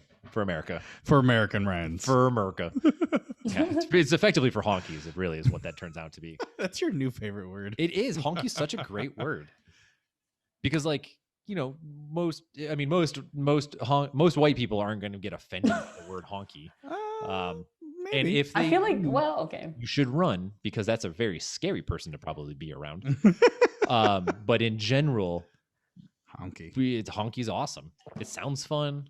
Like, I don't know, You know who else would go to a honky tonk with you? depends on what the badonkadonk is. She'd go to a honky tonk with you. I would. I don't want to go to a honky tonk. I don't like country music or any of those things. Wow. Now you're fired. Strike 2. Strike 2 for what? ET's back on. Well, strike 1 was the Back on my own champagne. show. Champagne is not sparkling wine. It's not sparkling wine. So you're telling me that champagne is? Well, It's champagne. It's a champagne. It's wine. champagne, damn it. You're telling me it doesn't come from a grape and it's not carbonated, I'm telling you it's champagne. as if I'm a sparkling wine is not. I'm telling you it's champagne. I'm telling you, champagne is only champagne from Champagne, France. That's all I will say. That's fine. That's fine. We can agree to disagree because we're civil Yeah. people here. There you go. For how long? Now. Your lawyer, the moves that you learned from We Liar can Liar all- are coming out. We can all settle this. We should all just get Irish shakes. What the fuck are they called? Shamrock shakes. Shamrock shakes. God damn it. I thought you were gonna say Irish coffee at first. I was like, I'll do that. We could do Irish car bombs too. No. Oh Bad. no. No. Why? Don't do those. You know what happened to me last time that happened. Oh yeah. That, and also, I mean, St. Patrick's Day just happened. The American celebration of the American celebration of the Irish, and you're gonna bring up car bombs? Come on, bro. Yeah. That's historically offensive. IRA. How dare you? They Yeah, no, that's I mean, yeah. I was gonna say I don't think anywhere else outside of America they call them that. no, they just call them car bombs, not Irish car bombs. no, they don't. I don't even think they call them car bombs. They call them what? I don't know. I know they call them something else. But. Car bombs. Speaking of St. Patrick's Day, Uh-huh. before we get back to the your business, I had a friend of mine in Chicago. This like dude from Ireland. and Chicago. What's up? Chicago. Chicago. Chicago. And he loved St. Patrick's Day. I believe it. I mean, you guys dye your river green Oh, that's not the reason why he loved it. because you guys get drunk all over the streets. Also, not, I mean, that's partially why he loved it, but that's not the full reason why he loved it. So, one, that's not really an Irish holiday. It's an American thing. It's an American thing. Yeah, 100%. But two, you're telling me that a bunch of people celebrating, like, think about this. There's a bunch of people out who are drinking, celebrating Ireland, kind of, or Irish heritage, and then a straight up Irish dude walks in who is one, gorgeous, and two, has a beautiful Irish accent. Yeah. He loved it. Yeah. Absolutely. He was a hit If- around town. If I could celebrate Irish culture every day, that'd be awesome. Dude, I would drink Same. and eat The phrase is everybody's Irish on St. on Patrick's St. Day. Patrick's Day. Yeah. So why stop now? Did you know it's St. Patty's Day with 2 D's? Yes, I just learned that this week. Yeah. There's a big thing. There's like a big thing of like the South Side Irish is a popular is a thing in Chicago. Mhm. So I grew up around like where the South Side Irish Parade used to happen, and would go and do all of those things. So it's PADD Nice. T. Yeah. PADDY. So Right? Patty? yeah, Yeah. yep. Yeah. So anyway, back to your business.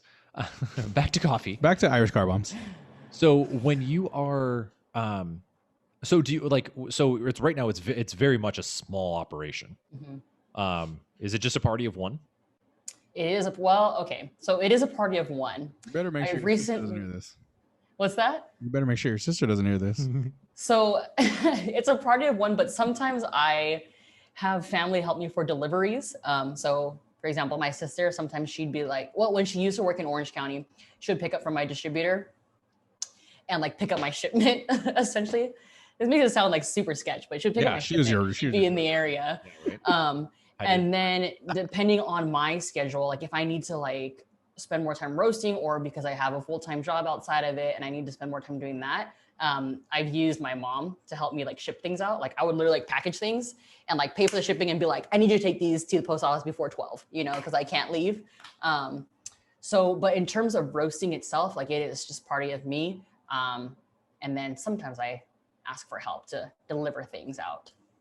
Now, so I didn't ask this earlier, but like, how long has the Homegrown existed? That's a good question.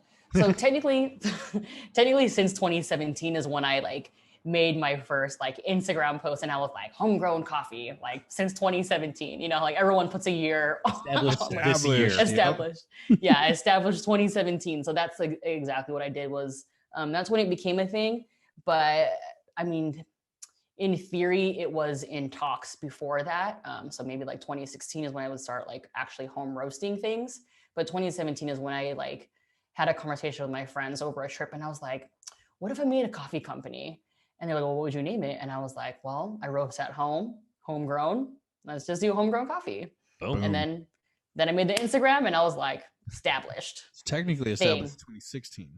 Well, Or founded. conceptualized Founded 2016? 17, or Yeah. conceptualized 16, founded Yeah. 17. Yeah.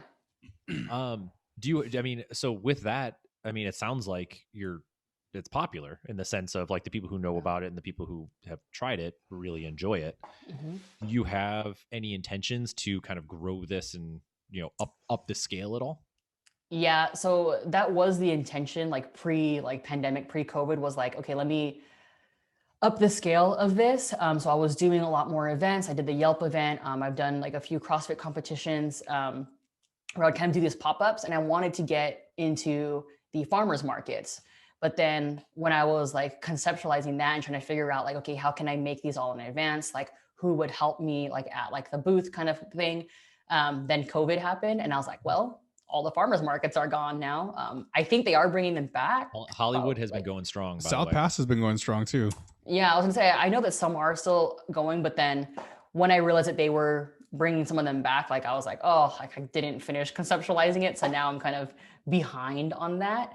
But I do want to, eventually get into doing the farmers markets. I would like to, like the big goal is to get a like a mobile like coffee cart like thing going, like the ones that are on the bikes. Yeah. And like get like a nitro tap going, something along those lines, where it's just offering the basics. Like again, it doesn't have to be super flashy, but having a hot coffee, a hot latte, nitro, kind of like 3 like big things, and run around on that bike. That'd be dope. Hell yeah. Okay. Well, if you ever do want to like test the waters at the South Pass one, and you need a body to help you. You need a booth babe. Yeah. We got you one over here. Yeah, I'm your booth babe.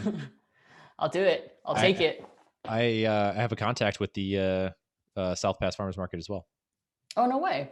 Yeah. Hey, well, I might be hitting you guys up after this. Please do. You can hit us up right now. I mean, we're right here. Yeah. Give me all the contact information right now. Yeah, Let's maybe fill out the application. All of it right now. All of it right now. All of our secrets.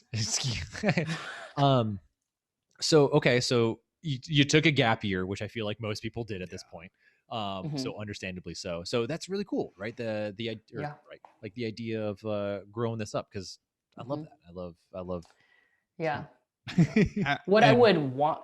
Oh, sorry. Go ahead. I was gonna say, not to brag, but after having tasted it and not sharing any, it's definitely like Just punch him right there. it's definitely storefront quality coffee. Like you can open up your own little hole in the wall. Like I appreciate it. it's up there, Thank you. Why hole in the That's very wall? Why kind. not go bigger? Well, you got to start with a hole in the wall. Baby. Finances, man. COVID just happened. This is true. Yeah, I was gonna try and make a joke, but Ha! I was too lazy. Joke yourself. What a joke. Okay, so I'm trying to think. I don't know what else to say on that. I feel like I've asked a lot of questions. Oh, that's what I want to talk about. It's like brewing methods. Yes. So there's a bajillion of them. Uh-huh. What, in your Is the opinion, best? do you feel like is the one that gives you the best pull? So, yeah. There's no Okay. wrong word to say, but you get the Push. gist. Kick. The best kick. Coast. Yeah. Not. Oh, and away we go to some rebels looking for no place to go. Oh my god. So we Oh my kick God. and push and coast. Ay, Who ay, is ay. it? Who is It's it? God damn it. Good try, Lupe Fiasco. We got to keep this Lupe. going. Anyway, I wanted to say Pharrell, but No, they were like that's the same. happy. Yeah, they're like the same. no, They're not but the same. I think They're not the I same. feel like Pharrell produced that song. I think he was a part of it. He yes. probably did. Whatever happened to Lupe Fiasco? He used to be like, Kicked and pushed away, He and that coasted was his way out of here. He coasted. Some would say he coasted his career after that first song. oh yeah, yeah. There was like I feel like there was another big song that he had, didn't he? Nah, I don't know. Well, as you It talk, wasn't big enough. apparently it wasn't big enough. It was a B-side track. Here, as we talk about brewing methods, Yeah. I'll look it up. Yeah. So tell us, what's the best? Yeah, so the best brewing method, again, I relate everything back to fitness for whatever reason in my head, probably because my gap year was so focused on fitness. The best brewing method is the type that will get you to drink the coffee. So the same thing with fitness, right? It's like, who cares like what kind of fitness you do if you're not going to actually do it? So with coffee, I could say pour over is the best way to get the best flavor. But if you don't want to sit there, going in a spiral motion with the water, then you're not going to drink it. It's going to be boring to you. You're going to be, this is a waste of my time. I want to drink it now and I want to get my day over with. So for that person, yeah, like you're someone who would say the best brewing method is the K-cup or the, drip coffee version. I wouldn't say the K-cup. I like my French press. Oh, well, yeah. Or like someone with a French press. So a lot of people like to put French press and pour over on the same level. They are different because one is more like immersion, which is the French press. And then one is more like infusion, which is the pour over. But if you're someone who wants to set it and forget it, French press is probably your best way to go with still maintaining quality. Pour over is my preference of the way to go because there's a little bit of what's the word? It's very to it. What's that? Like nuance to it. Yeah, there's a nuance to it, but it's also very soothing in like the methodology because you kind of like you're sitting there like making this like spiral with the coffee. You know, you're watching it bloom in front of you. You're able to smell the aromas coming out of it like at the same time. You see it dripping through, you know, the container that it's in or the chemics that you're using. Whereas in French press, you let it bloom for the first 30 seconds and then you fill it up and you're like, all right, let me set my timer for 4 minutes. I'll check on you later. You usually forget to check on it 4 minutes later, and then it ends up over immersing and it becomes a little bit too dark, right? Okay, So, tell me how to do that properly. So what are the proper steps for French pressing? Because my ass will throw in like 3-4 scoops, and then I pour my hot water in, and then I just fucking push that thing down. Okay, you're immediately? No. Oh, But that's I was gonna say, I was like, well, there's your number one error. That's what I'm trying to figure out. Like, what's this coffee tastes so like light. What's the proper way? What's the proper way? So so the proper technical way is to use a scale so that you can measure the actual grams out. Again, there's a science to it. It's what? You are a drug dealer. Yeah, I mean, it is. Coffee is a drug. You're measuring grams. You want me to pull out a scale? Like, You know, fun fact, caffeine used to be illegal by WADA, the World Anti-Doping Agency, and then they were like, nah, we take it back because I think it was also illegal by the NCAA too. Yeah. Well, because probably we'll get into that for sure, but because it's a very potent ergogenic aid, it's a supplement. Yeah, actually. It's a natural supplement. But with French press, so the ratio that I like to use, or most people like to use, is a 1:12 ratio. So meaning 1 part coffee, 12 parts water. So if you're going to use like a gram scale, you'll want to like measure out the water to the grams of grinds that you have. But if you're going to use like scoops, I mean, again, it's to taste. So if you like your coffee darker, put more amount of scoops. If you like it lighter, put less amount of scoops. Or if you like it darker, put more amount of scoops and let it steep there for longer. It's very nuanced in the way that manual coffee is brewed because each person likes it to be different. For you, I mean, if you're like, how big is your French press too? Like, is it an 8 cup, 12 cup? You know what? That's funny. It doesn't even say on any of the sides. It doesn't say. Did you buy this from the dollar store? I bought it from Starbucks. I know. I was like, is it a big one? So it's a Bodum one, the glass.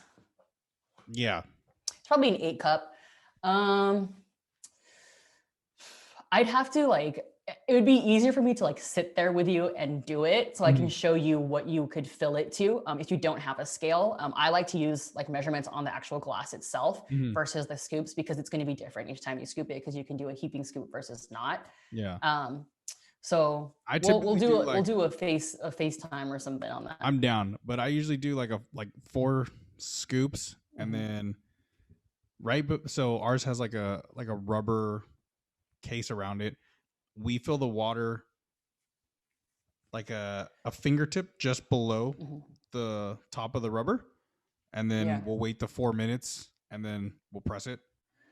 So what you're going to want to try doing next time is when you fill your coffee in it, wet the grinds first and do what's called the blooming period or the degassing period where you start to see the bubbles come out before you fill the container all the way. So I would saturate them, and some people will get a spoon or a paddle and kind of press the coffee down so that they're all fully wet. Wait 30 seconds. So then you'll start to see the bubbles happen, the degassing happen, again, what's called the bloom, and then fill it up to that top line and then wait your 4 minutes because it'll taste different because you're letting the coffee bloom, essentially. You're letting the flavors come out of it first before you start steeping them. Okay, good to know. The more you know. The more you know. Yeah, whenever I do make coffee, it tends to be either French press or if I'm feeling fancy, I'll use a mocha. I know. Italian. Yeah. I never knew what that was until I went to Italy. And the family that we were staying with, my girlfriend's family over there, and they brought this thing out. And I was like, what is this? I thought it was a teapot. And then I watched them actually make it. And I was like, oh, this is the shit. And immediately bought one for our Yeah. coffee. You mean a mocha isn't just coffee, milk, and chocolate? It's MOKA. It's So, different. Dude, so mochas are great. Though they're a huge pain in the ass to do it right. I learned because I just would burn my coffee every single time until I like sat and watched how to do Would it it. like overflow on the thing for you? You know, No, like if you keep the lid open, it like spits up. I did okay. Like, because when I was there, they were talking about, or when we were there, they showed me how to, like how you're not supposed to like just crank it on high and just let it finish. So it's like spurting out the top. But no, like, so do you know what a mocha is? I know what a Starbucks mocha is. Okay. The machine to make coffee. No idea. So it's really cool. It's like you have this like little base that you fill up with water, and there's a little like basket that you'll put the coffee grounds in, and then it screws on top. And so, or there's this like it looks like a teapot effect, kind of like sits on top. And so what happens is, and like I know people sometimes refer to it as like espresso, but it's not, because it's like I know it's not because of the pressure's not high enough to be considered espresso on that. But so you heat up the water, and then the water will essentially like boil up through the coffee, and then in the middle of this like teapot is like a little like spout essentially, that the coffee will like brew up and over into the like little kettle. Oh, that's cool. Yeah, I mean, so but I learned it's a pain in the ass, because you have to do it right, because it's really easy to like scorch the coffee, and then it tastes terrible. Yeah. So there's a slow method to it. Like the thing that I learned that I wasn't doing after watching way too many videos on how to brew a coffee with a mocha. They really recommend like immediately cooling the bottom down, because it'll still like roast, essentially like cook the coffee with like boiling water underneath it. So like I have all these like really cold rags, like wet rags that I put into like the fridge before I do it. So that way I can like, I pull it out. Yeah. And it's done. I set it down. I just wrap it, and then you just like, damn. But it keeps it from tasting smart. like garbage. It's not glass though, right? No, it's like metal. Oh, okay.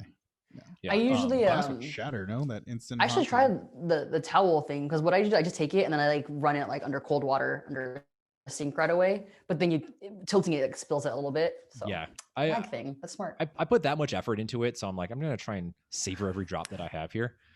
Yeah. But it's like that's the long way. Like I'll probably make some of that tomorrow, since I don't have to wake up super early. Nice. Because then like otherwise the French press is kind of my go-to, because it is the Ronco set it and forget it.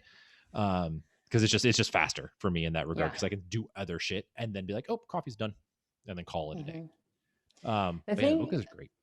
The thing I don't like, so this is why I don't like the French press, and kind of why I don't use the mocha pot as much either, is the cleanup with it. I hate cleaning a French press out, because like the grinds are just like sitting there, and you have to like stick your hand in there and like scrub out the grinds, and then you gotta rinse it out, and I'm just like, pour over, just take the filter, throw it away, rinse it out, we done. I have a garbage disposal in my sink, so all I do is just fill it with water and just do that a bunch of times, and then it's the easiest thing to clean, because you just put a little soap in it and a little bit of water, and then just mash it up and down, and it's clean. Done. Nice. See, but then the grinds get like in the net of like the part that you push down, and I'm like, well, fair. I mean, you want high water pressure, just. My sink is the worst water pressure I've ever experienced. It's insane. It's absolutely insane how slow the water comes out. Just run it into the shower. Just effectively. Yeah. It's insane. So you're a pour over person. So Chemex is the one that I know. Is that kind of like the standard at this point of coffee Erlenmeyer flasks? So, I mean, I don't know if it's the standard. You'll see a lot of people do pour overs, because you can make a larger batch with it. So similar to French press, like if you can do a pour over just for a single person. And like, it's literally just called a pour over like thing. And it looks like a cup that you put on top of another mug.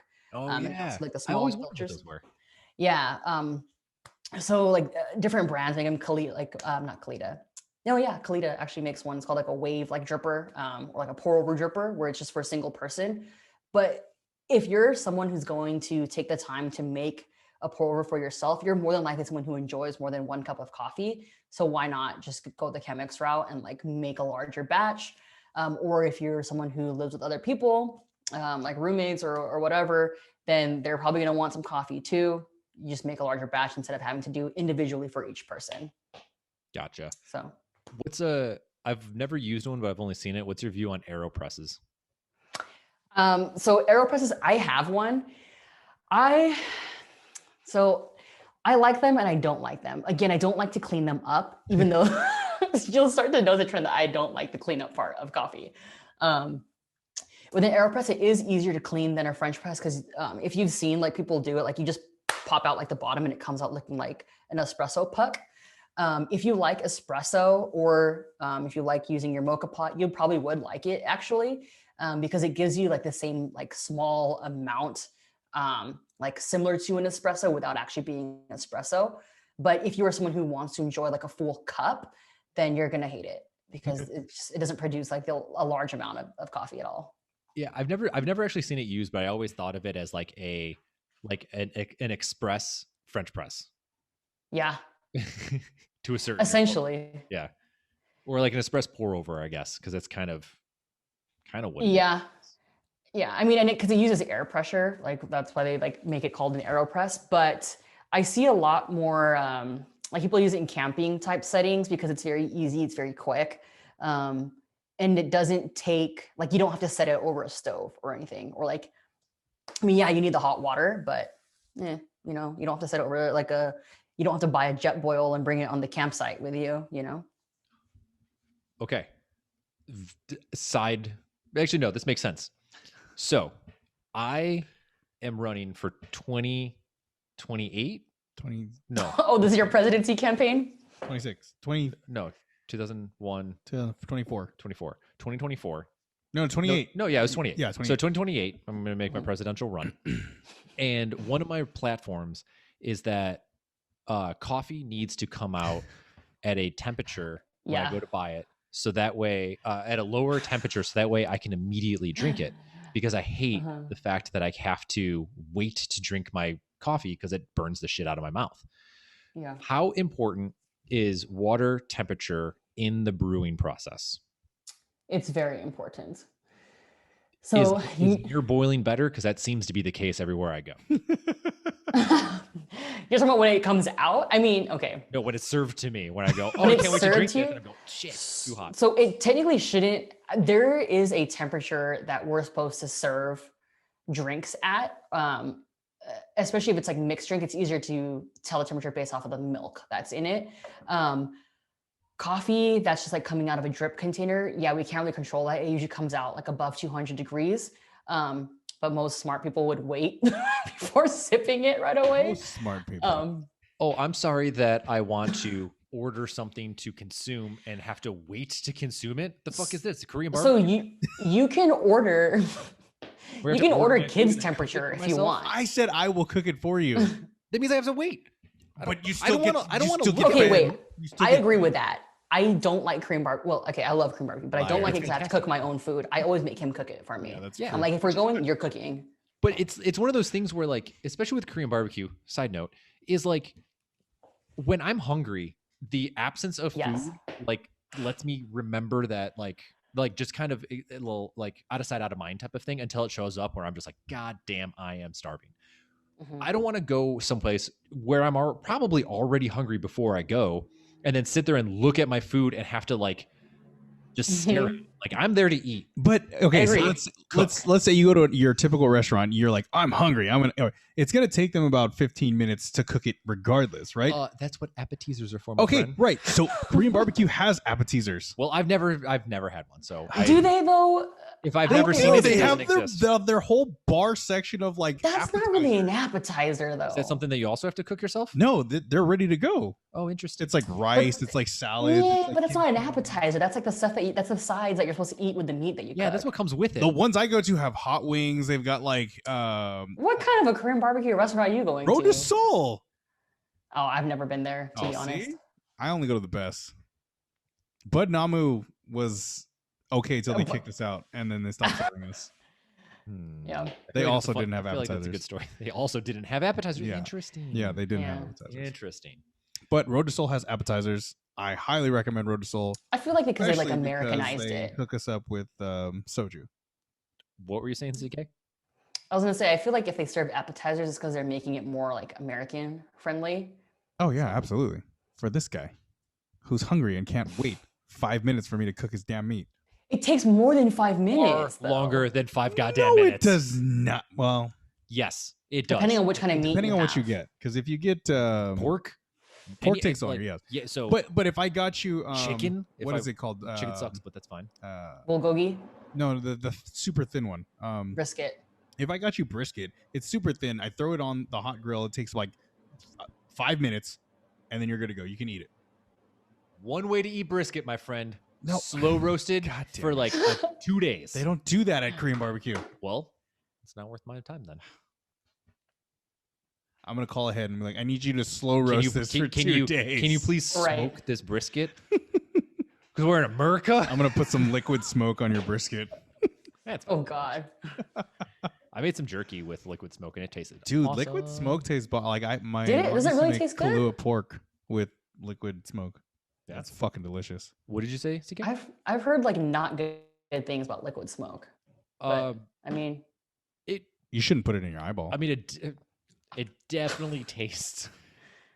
It's Not kind of real? obvious that it's not like actual yeah, like it's not smoked like meats. yeah. But I've made jerky twice using it, and the first time I like accidentally put too much in like when I was making it, and it was like a very overpoweringly fake flavor. But then I like broke it, I like cut it in half, and it was significantly better. Where it was like just like a hint of that like hickory flavor, and I was like, Nice. oh, this is nice, Yeah, subtle, yeah. Liquid smoke used in the right proportions is good. naturally. So back to brewing temperatures. So there is kind of like a regular like brewing temperature that like is kind of like, well, I guess there's an interesting conversation to be had then when we're looking at, so with like cold brew versus a hot brew, I guess. Well, yeah. Normal brew, whatever. Or what would you Hot consider? brew? Hot brew. Hot coffee, Um, hot bruh. so there's obviously there's a variation between that, and so Uh-huh. I guess like what would be one, out of curiosity, what is like, is there a different Standard. like a difference between the two in the sense of like what you get, what the end result Oh. is using a cold brew versus a hot brew? Well, yeah, one's hot, one's cold. Boom, science. Is that it? No, I mean, okay, so again, going back to flavor profiles, when it's like wine, like if you have coffee, or sorry, if you have wine that's chilled versus not chilled, right? There's a way to have it to get the flavor profile that you want out of it. Technically, cold brew is a lot stronger caffeine wise or caffeine content wise because you use double the amount of coffee to brew it. But the other difference is cool coffee tastes different than hot coffee. Like you'll even notice it when you drink your cup of coffee, like as it starts to cool, it starts having different flavor profiles to it. It's similar to what you would see at like a cupping table. So when they're grading coffees, they essentially have all of these coffees on like a lazy Susan, and it starts hot because they put hot coffee in it. And then the more they kind of go around tasting it, the less hot the coffee becomes. So it starts having different flavor profiles. So they're able to pick out those nuances. So again, depending on what kind of coffee or region you have, you'll probably want it more cold than more hot, or maybe you'll want it more room temperature than hot. I feel like most people, when they want a cold brew, it's just they want a cold coffee or like an iced coffee versus having a hot coffee. So in terms of what the regular consumer likes, that's the main difference is the temperature. But in terms of someone who really knows coffee, again, they're not going to take the most expensive coffee in the world and make it into a cold brew because A, you have to use more of it. So it's going to be a lot more expensive for you. And B, it's probably best if it's served at a warmer temperature. Okay. Now is this just me being stupid, or is it my highly delicate taste buds, refined taste buds? Because I always feel like with a cold brew that it like part of the reason why I don't usually drink hot coffee is it's almost always feel like tastes like acidic to me. And I don't generally enjoy that. Yeah. Versus whenever I've had like cold brew, it always seems to be like, it seems to feel less acidic, both like in mouthfeel and then taste. That makes it, that it is just kind of like enjoy. It seems like a smoother drink to me. And is that more of a temperature thing, or is that just like a difference when it comes to like the brewing method? It could be both, because with a change in brewing method, it is going to change the mouthfeel, like you said. And obviously, like your own sensitivity to the temperature is going to make it taste different. But where was I going with this? Say the question again one more time? Oh, I like lost my train of thought. So you answered kind of the first part, and so then the follow up to that was like, is that something that is like the change that I taste out of that? Is that the first question was, is that from more of just like the temperature thing, or is there an actual, like when we look at the chemical difference, I guess to a certain degree, is there a physical change in the coffee that you're getting based on the temperature that it's being brewed at? Yes. So yeah, the temperature that it's being brewed at will change its flavor profile.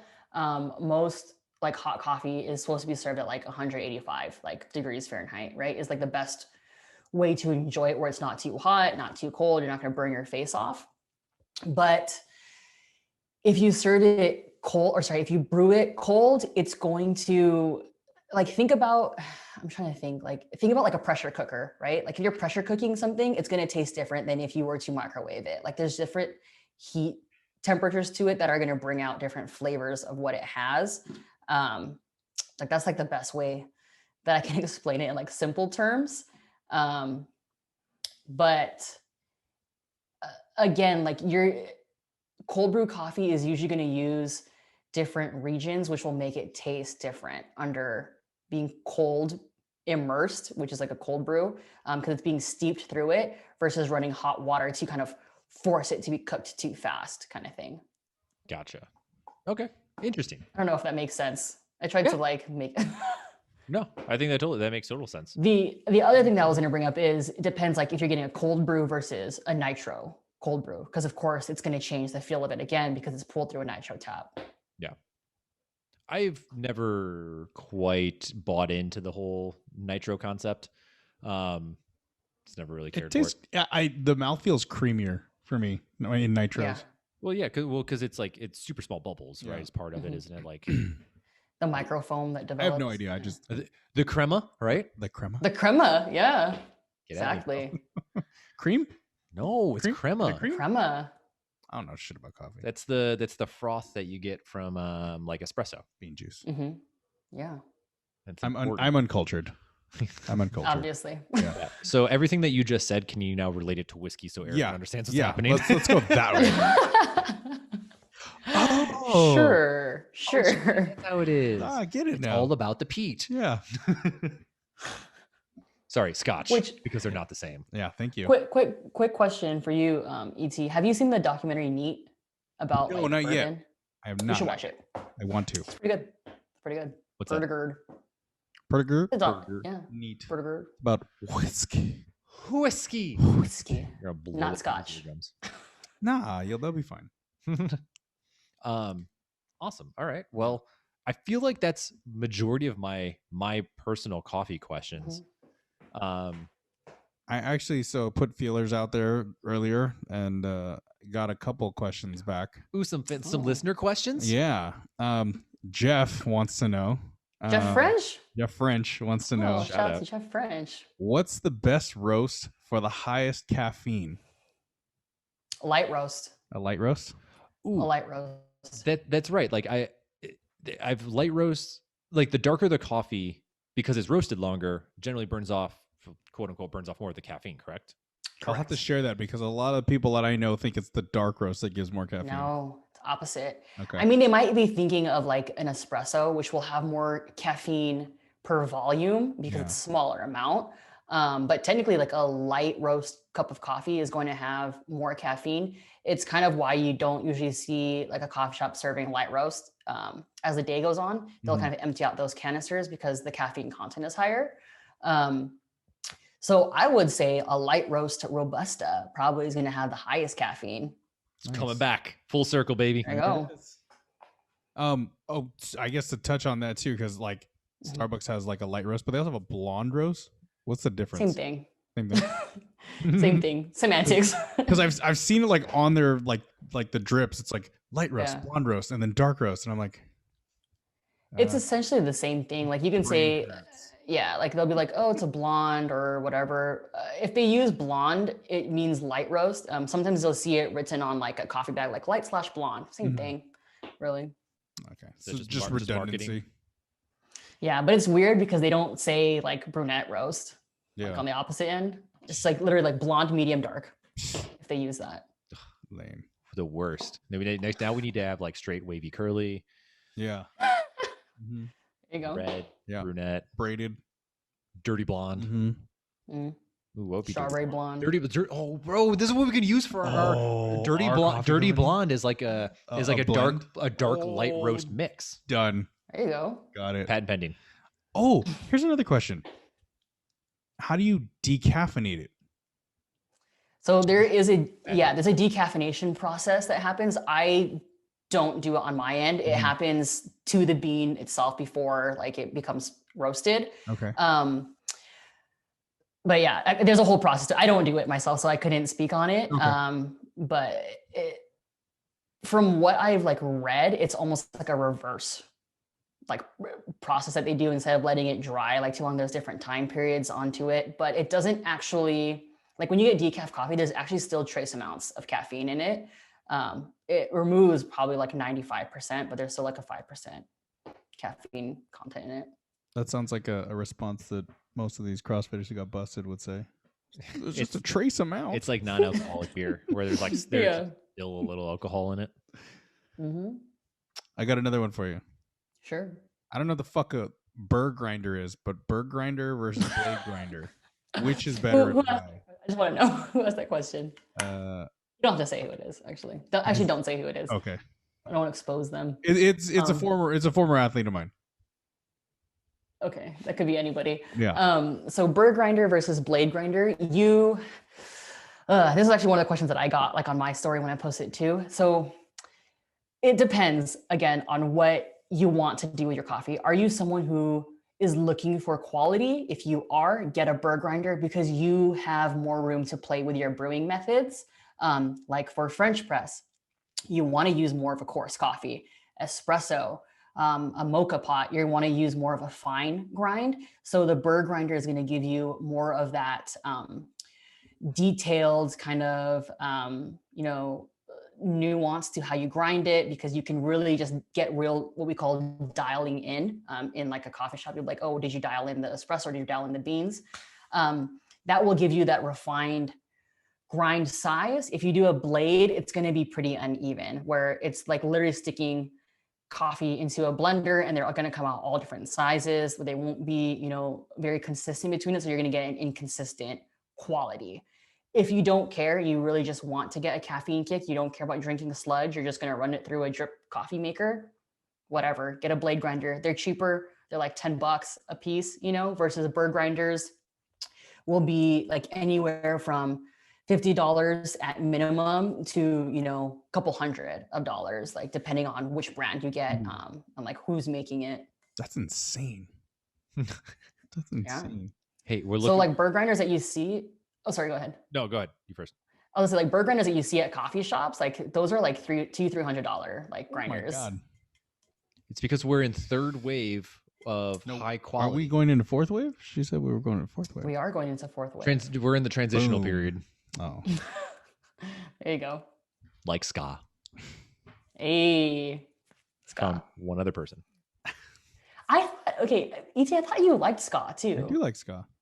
Well, not on the level that Ryan likes ska. Okay, you make it sound like I'm a weird fanatic. Super fanatic. So have you seen the ska documentary? Who cares? No, I like ska. Anyway, what else you got? Oh, opinion of Starbucks.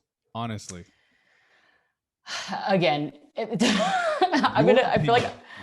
Oh, my opinion. Your opinion. Okay, I don't hate it because it's what Starbucks does well is make coffee very accessible and very convenient. And if one person starts to fall in love with coffee and learn about the farmers because they tried a cup of coffee from Starbucks, I'm all for it, Again, I'll relate it back to fitness. People can say, well, what about these Instagram fitness trainers? I'm like, dude, if one person decides to get their life in shape because they saw, some random fitness Instagram influencers page, even though it may not be quality, like I'm all for it because it brings the access there. It brings, it brings coffee to the masses, it brings fitness to the masses. So my personal opinion is it's convenient and it does a good job for what it was intended to do.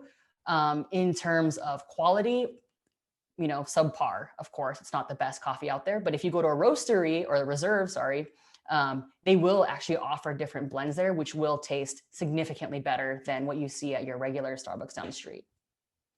Hell yeah. Nice. So with that idea or that topic in mind, then Mm-hmm. for the greater Los Angeles area, when we're looking at Mm-hmm. kind of, and obviously we got to exclude homegrown for this one, so I apologize. Yeah. But what would be like your go-to type of place for somebody who actually understands the taste of coffee? Like, where would you recommend somebody to go? So there's a few that I like. A lot of these places I actually haven't been to in quite a while because, of course, pandemic. One that I would recommend in Monrovia is called Gray and Cash. It's right there on Myrtle. They serve ritual coffee, I believe, is what they have on brew there. So they don't actually serve their own. But if you're looking for someone that does serve their own like brand, look at Good People Coffee in West LA. One of my friends, Chuck, he actually owns that place. He's a really good guy. He knows a lot about coffee. If you want to learn about coffee, I highly recommend going to shops like his, where the baristas are very well knowledged in, the different nuances of coffee, the different details of it. But if you're looking for somewhere where it's just very like friendly and less like you don't feel so intimidated, go to somewhere like Mantra Coffee in Azusa. You can go to Fika Fika in Arcadia. Like they're going to be very friendly with you there, but not to say that they don't know the details. They probably do if you ask them as well, but it's not going to feel so hipstery to you. So you maybe won't feel as intimidated. But even at the places where it is a little bit more hip, like your Stump Towns, like your Steelhead Coffees in Long Beach, a beginner who wants to learn might be afraid to ask questions, but always ask the barista questions because they probably really do want to answer them. Like they're probably someone like me, who are like, I know all these things, but no one's asking me and I want to just tell them, but I'm not going to say it if they don't ask, I would actually say if you do go to a specialty coffee shop, ask them the GOAT story or the story of coffee. And maybe like 85%, 85 to 95% of the baristas will know exactly what you're talking about. And they'll tell you exactly what the story of coffee is regarding the GOAT. Okay. So we'll keep that a secret. You have to talk to your barista. Yeah. I'll tell you guys after. Yeah, perfect. In line with that, what do you think about Phil's then? Because I feel like I've been to Phil's like twice, and they kind of do the same thing. They kind of explain the coffee to you, but then I've been told like they tell you the notes or hints of coffee, and then your brain is like, okay, well now I'm going to search for those notes and hints of that coffee. So I believe to a certain degree, sommeliers and people who like kind of tell you what the flavor profile is bullshit to a certain degree. Because so I went on and this is like I mean I've tested this myself, so it's obviously very scientific. But when I went to so Lost Spirits is a distillery downtown LA, fantastic. When everything's open back up, and I hope to God they survived. They have an amazing tour. That's the tour. Yeah. It's the Pirates of the Caribbean one, right? Where it's like a boat. You start off on the boat. Yeah. Literally, you get on a boat. It's the best. It's just downtown LA. But one of the things that they talk about, and this is like I know this just from like beer for example, everything like so all of these things give off what are called like volatile organic compounds, which are and there's like thousands of them. And whenever you're like with foods and this, especially drinks where it's kind of like a brewed fermented, like things change, there's molecular changes. These compounds they start to be created, and our brains can only comprehend so much at so many points in time. And so from smell and then taste, we start to our brain will try and paint a picture to give like like decipher the code of flavor. And so, like, for example, at Lost Spirits, they don't tell you anything. They say just drink it. And if you ask, like, what does it taste like, they'll go taste it. Because if they were to say, oh, this is going to give like a berry flavor, or this is going to give a vanilla flavor, you're going to immediately recognize that versus what your body is actually going to like tell you what it tastes like. So like we were tasting these whiskeys, and like I was tasting like more vanilla, and some like, I don't know, smoke or something like that, whatever. And then the other person that I was talking to was like, oh, I'm kind of tasting like more like a banana and like almonds. And that's like our body trying to conceptualize what the hell's happening. So I don't like places like Phil's purely for that reason. Because they're telling you what it's going to taste like, and therefore you are going to taste it, like somewhat taste it that way, versus like you actually have an own developed opinion on the flavor. Correct me if I'm wrong. No, yeah, that's definitely a thing. So again, going back to how you grade coffee or how you taste coffee with like cupping, it's a very quiet room. And like you have papers that you like write your notes on, but no one says like, hey, Ryan, did you taste fruit in that Ethiopian? Because like everyone generally knows like an Ethiopian will taste fruity, but none of the cups are labeled in front of you because they want you to use your own taste and use your own sense to figure out what it tastes like to you yourself, because it's going to be different for each person. So if I told you and I wrote Ethiopian and I tasted it, automatically I'd be like fruity, because like that's what I know, and I don't want to sound stupid if I don't say it. If I say it doesn't sound like that. But that's why we do like blind cupping, so you can figure out your flavor profiles on your own. Because yes, like psychologically, if I tell you, like the sky is blue long enough, you're going to believe me, versus if I say like, hey, the sky is green because I see it as green, you're going to be like, is it green? I don't know, like what, kind of thing. So I agree with you. I don't like when they tell me the flavors because I want to pick it out myself. I don't like Phil's because they're wrong. So I got flavors are wrong to you. Yeah. So like I've gotten a couple of them, and case in point, they've told me like, oh yeah, this has notes of cashew and pineapple. And like, your brain goes, okay, well, I know what cashews taste like and I know what pineapple tastes like. And I'll drink it and I'll be like, this has none of that in there. Like not even remote hints of it. And then like cherry, which is a super robust flavor, especially if it's going to be in coffee, right? They'll be like, oh, this has cherry and chocolate and blah, blah, blah. And I go, okay, where is it? Where is it? That's my problem with Phil's. Like, yeah, they tell me it's there, and I'm like, I know my brain is supposed to be like, okay, let's find it. And then me, like, mom had us, try her baked goods, but wouldn't tell us what's in it. So we always had to guess what was in it. So like, I'm good at that. And when you tell me it's in there and I can't find it, I think, okay, so I get why you're saying that, but I also get why the Phil's employee is saying that, because whoever roasted the coffee, like the coffee roaster is the one who said, this is the flavor profile and the tasting notes of this coffee. And we're going to say it's that. And that's what you guys are taught to tell everyone, you know? So like I have tasting notes, or I used to include tasting notes on my coffee bags as well. I stopped doing it because I didn't want people to, I don't want to say it in like a way where it's like people aren't going to know what that taste like is like, but they're not going to taste that unless they actually cup the coffee. Because when you cup the coffee, like I can cup an Ethiopian and immediately taste blueberries or like something fruity in my mouth. But if I drink that, it just tastes acidic to me and citrusy, because your tongue has like the taste buds on it where if it hits it a certain way, you'll have those different senses. I don't remember what they are anymore. Like there's like umami and whatever, on your tongue. Salty. Yeah, something like that. So if I am cupping it, which is when you like slurp it, I'll get those fruity notes. But if I drink a large cup of it, it just tastes acidic. And I'm like, I don't taste fruits at all. So if I were to put that on my bags, people might think, oh, is this a flavored coffee? And it's like, no. And I was tired of explaining to everyone, like, this is not flavored coffee. These are the tasting notes. And I think part of it goes back to like, it's your body trying to, like, your brain is trying to comprehend what's on your tongue. Yeah.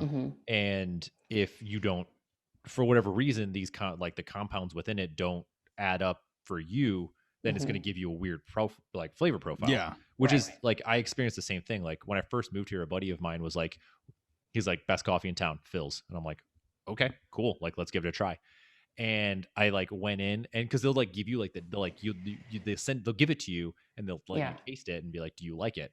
And I felt bad because You two didn't times like it. the first time I was like, this is trash. Yeah. And so Same.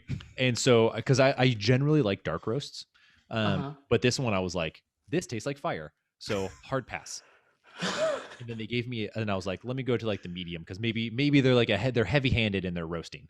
And so they like got a medium roast instead, and it was the same where I was like, this still tastes like trash to me. So I was like, cool. And so I just like was sitting there, and I also usually drink coffee black. And so that was, what's up? That's a good man. I learned it from a brother, which I think I said this before, but my brother made this comment before about like coffee, because I used to put it like, I never was a cream person, but I would put sugar in it. And he like made this comment. He was like, well, what if you don't have sugar? I'm like, what are you talking about? He was like, well, what if you have coffee, but you don't have sugar? And I'm like, I guess I would drink it black. He's like, so why don't you just like drink it black now? And I was like, God damn, your caveman logic works. I'm like, so I guess I'll start drinking black coffee now. But yeah, so I tried the coffee again, and I was like, I'm not going to turn a second one down to try getting a third one, because I didn't like two of them.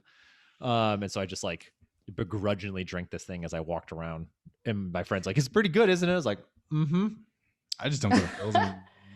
Was it the same? My other question is like, was it the same location? Because it could have been the barista. No, like, not all I went to baristas the are created Pasadena equal one, either. And then I went to the Santa Monica one, and they like, so the Pasadena one, I got the cashew and pineapple notes. And then the Santa Monica one, I wanted to try the cherry and chocolate one. And I was just like, this just tastes like burnt coffee to me. Like, it does not taste good. There you go. Yeah. There's the one coffee shop, because we were kind of talking about places that we really like. I really like Groundworks. Oh yeah, LA based. Yeah, like there's one, LA based. yeah, there's one that's not like not too far from me that I really like.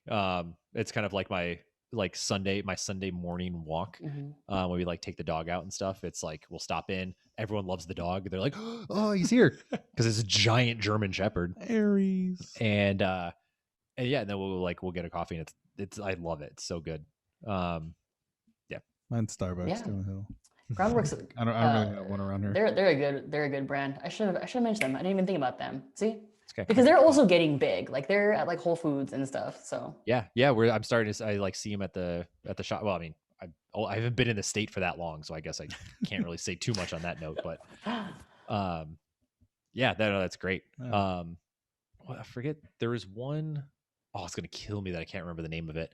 But when I was in Chicago, there was this like really cool little coffee spot like right around the corner from me, and their shit was the bomb. And there was like 3 of them in the city, if that. No, I think there's only 2. And holy shit, was it so good, because it was like this weird like hidden gem. Because it wasn't a chain. No, it was I mean, I guess a chain of 2. But it was a local, like a very local like place. And it was awesome, because it was, for the one for me, it was on, like, I lived off of kind of a side street. And like you would have to kind of intentionally go down this street, or you got lost. But you would never really know that this place existed, because it was just residential. And it was like, the coffee was fan-fucking-tastic. It's killing me that I can't remember it right now. And it was a cool little like hangout spot too, because they had it like, it was weirdly like, it was super like deep, like really long. And they had like a little back patio spot, and they had this like giant like fucking like library table that ran down like the middle of this entire place, and they had like books, and like it was awesome. That's pretty dope. It was a cool place. I'm gonna look it up right now, because it's bothering me that I can't remember it.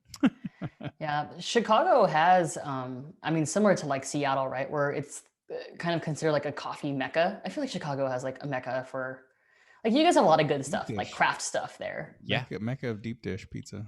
Yeah, like pizza, beer, coffee. You guys got a big giant bean. Yeah. Cloudgate. Put some respect on the name. Is that what it's called? Yeah, Yeah. it's called Cloudgate. I learned that this past year too. Yeah. See, I was supposed to go to Chicago last year, then friggin' pandemic. That's just me trying to flex unnecessary knowledge. I'm just flexing my Cloudgate on you. It's called Dollop. Whatever. Dollop Coffee is the bee's knees for my Shout out to Dollop for my Coffee. Chicago peeps. Yeah. I gotta write it down next time I decide to go over there, or whenever I get to go over there. Should Yeah. go over there this year. Yes. That's the plan. I mean, hopefully, right? Let's go. Let's go. I'm down. Yeah, Chicago. I mean, look, obviously I'm biased because that's where I'm from, admittedly. But you can't really deny the fact that that Chicago is a really awesome city, for a lot of reasons. But definitely from if you do like food and drink, I mean, there's so much there when it comes to varieties of things that you can get, as well as there is like you were saying, there is very much like a kind of like a craft scene there when it comes to like coffee, when it comes to alcohol, beer. Some of my favorite, and honestly, some of my favorite breweries aren't even in Chicago. They're actually Michigan is actually one of my go-tos when I'm looking at beer. Shout out to Shorts, baby. Shorts Brewery, it's the best, so good. And Wisconsin actually, because I really like Spotted Cow by Nuclearis. What? They have a lot of beer in Wisconsin. They do. Yeah. But Chicago is a really cool little place where you can find these very niche things. Yeah. That if there's somewhere if you like it, it exists, like almost guaranteed. Chicago's also Gotham. Chicago is also Gotham. So there's that also too. Important note. Yeah. Yeah. I mean, I've never been to Chicago, but I always wanted to. So it's nice. Can't say much besides, we're probably better in sports than them, but Oh yeah, by the way, that's who asked who has better sports. Chicago. Who has better sports? Yeah. Chicago has 4 teams. LA has like 19. That's right. So yeah, law of more better. It's definitely more gooder. But just by pure law of statistics, then obviously it's going to be better, more winning. Way more better. I mean, yeah. Who won the World Series last year? I don't know. Didn't watch. We did. Who? The Doyers? Who won the NBA championships? Oh, bro. That's fine. I mean, look, I mean, Chicago's not necessarily known for its current best sports teams. No. Definitely baseball is not high on the list. No. The Cubs won a couple years ago for the first time in over 100 years. The White Sox won in 25 or 05? Was it 05? Yeah. Yeah, and that was the last time they won.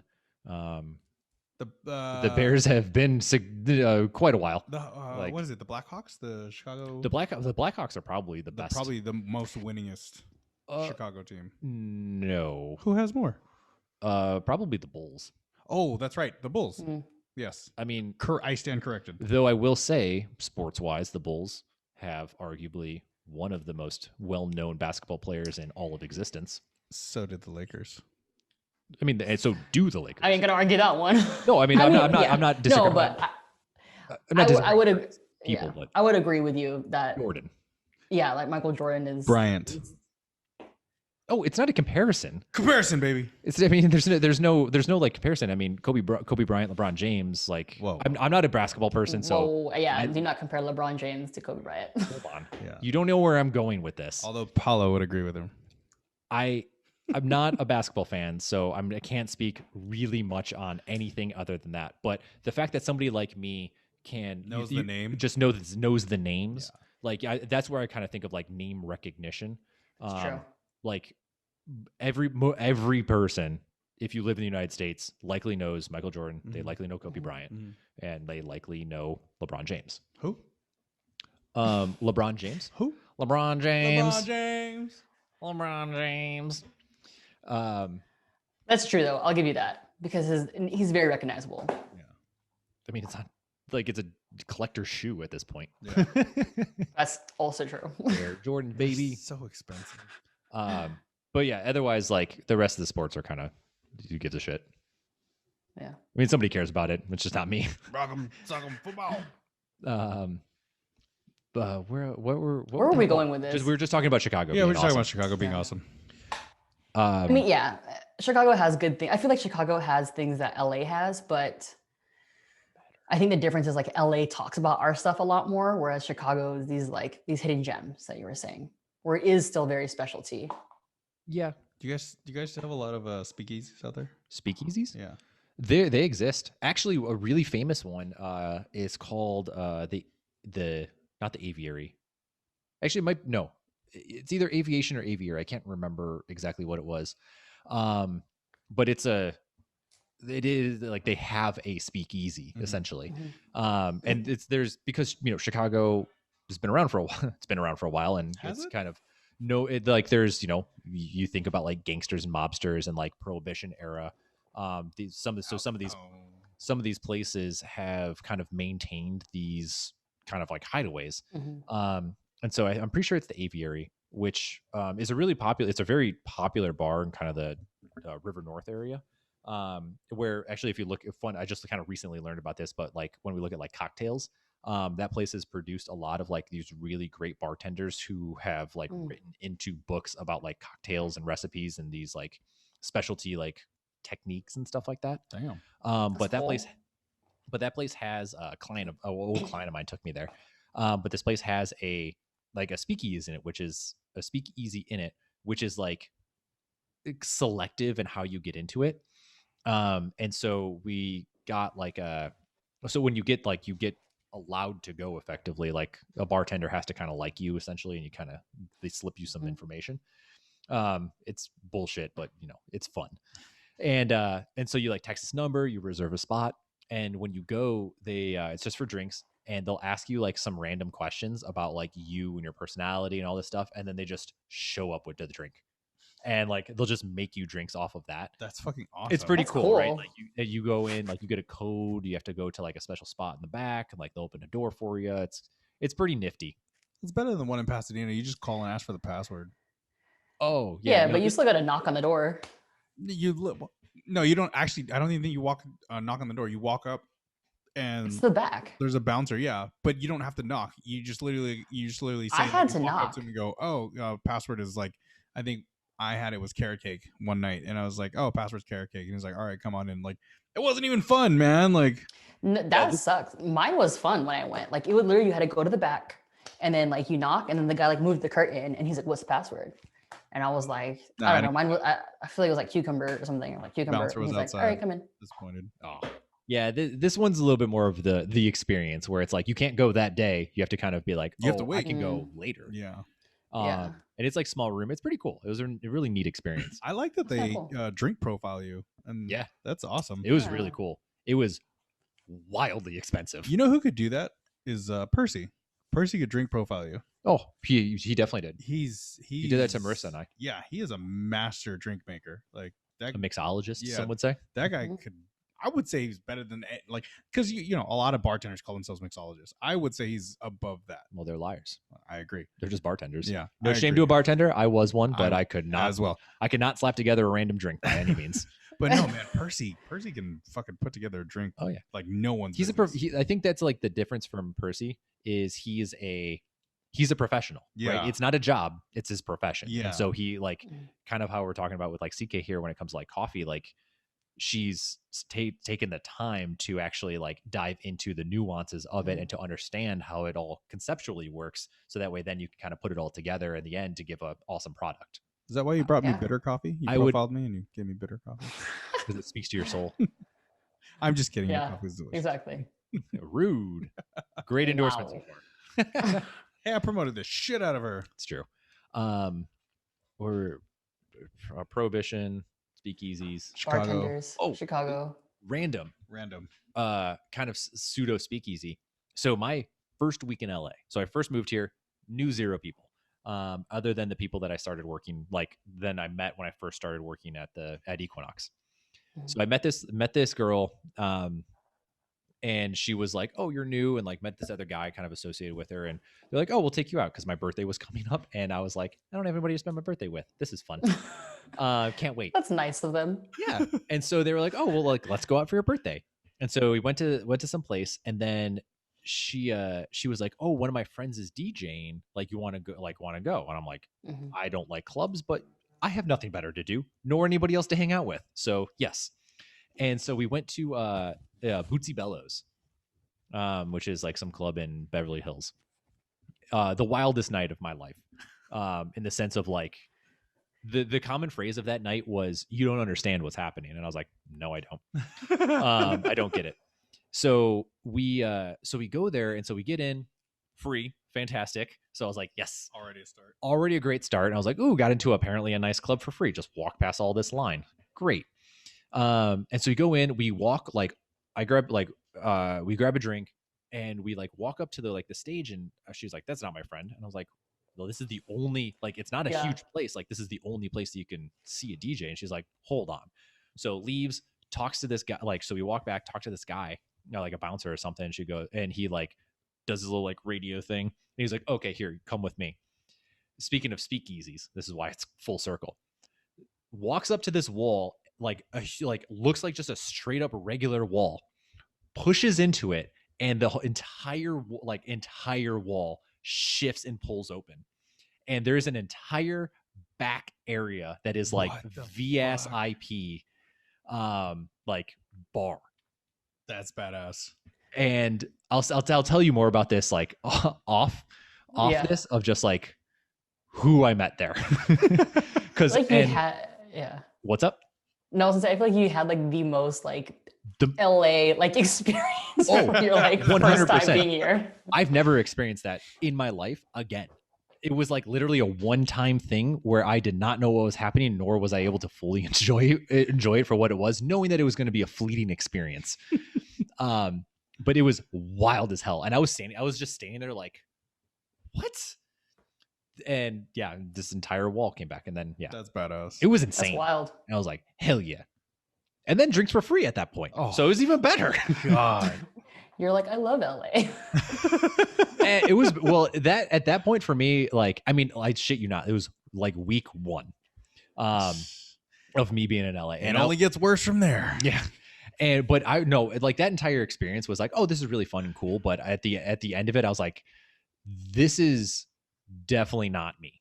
Like, if anything confirmed a little bit more about who I am to myself, it was that experience from like, like, I'm not interested in any of this nonsense.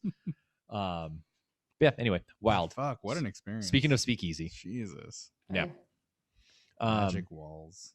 What'd you say? Magic walls and free DJs. And free DJs. No, DJs and free drinks. And magic walls. And magic walls. That was wild. Like, I like want to go back just to be like, this is the wall. Yeah, they're like, it doesn't exist anymore. Because it was like legit, like what you would see in like a movie of like some spy that has like a perfectly sealed like hidden room. You walk past it and you get like, oh, I'm just walking through like a slight hallway to go to the bathroom. I need one of those here. Nope, it's a goddamn other part of a club.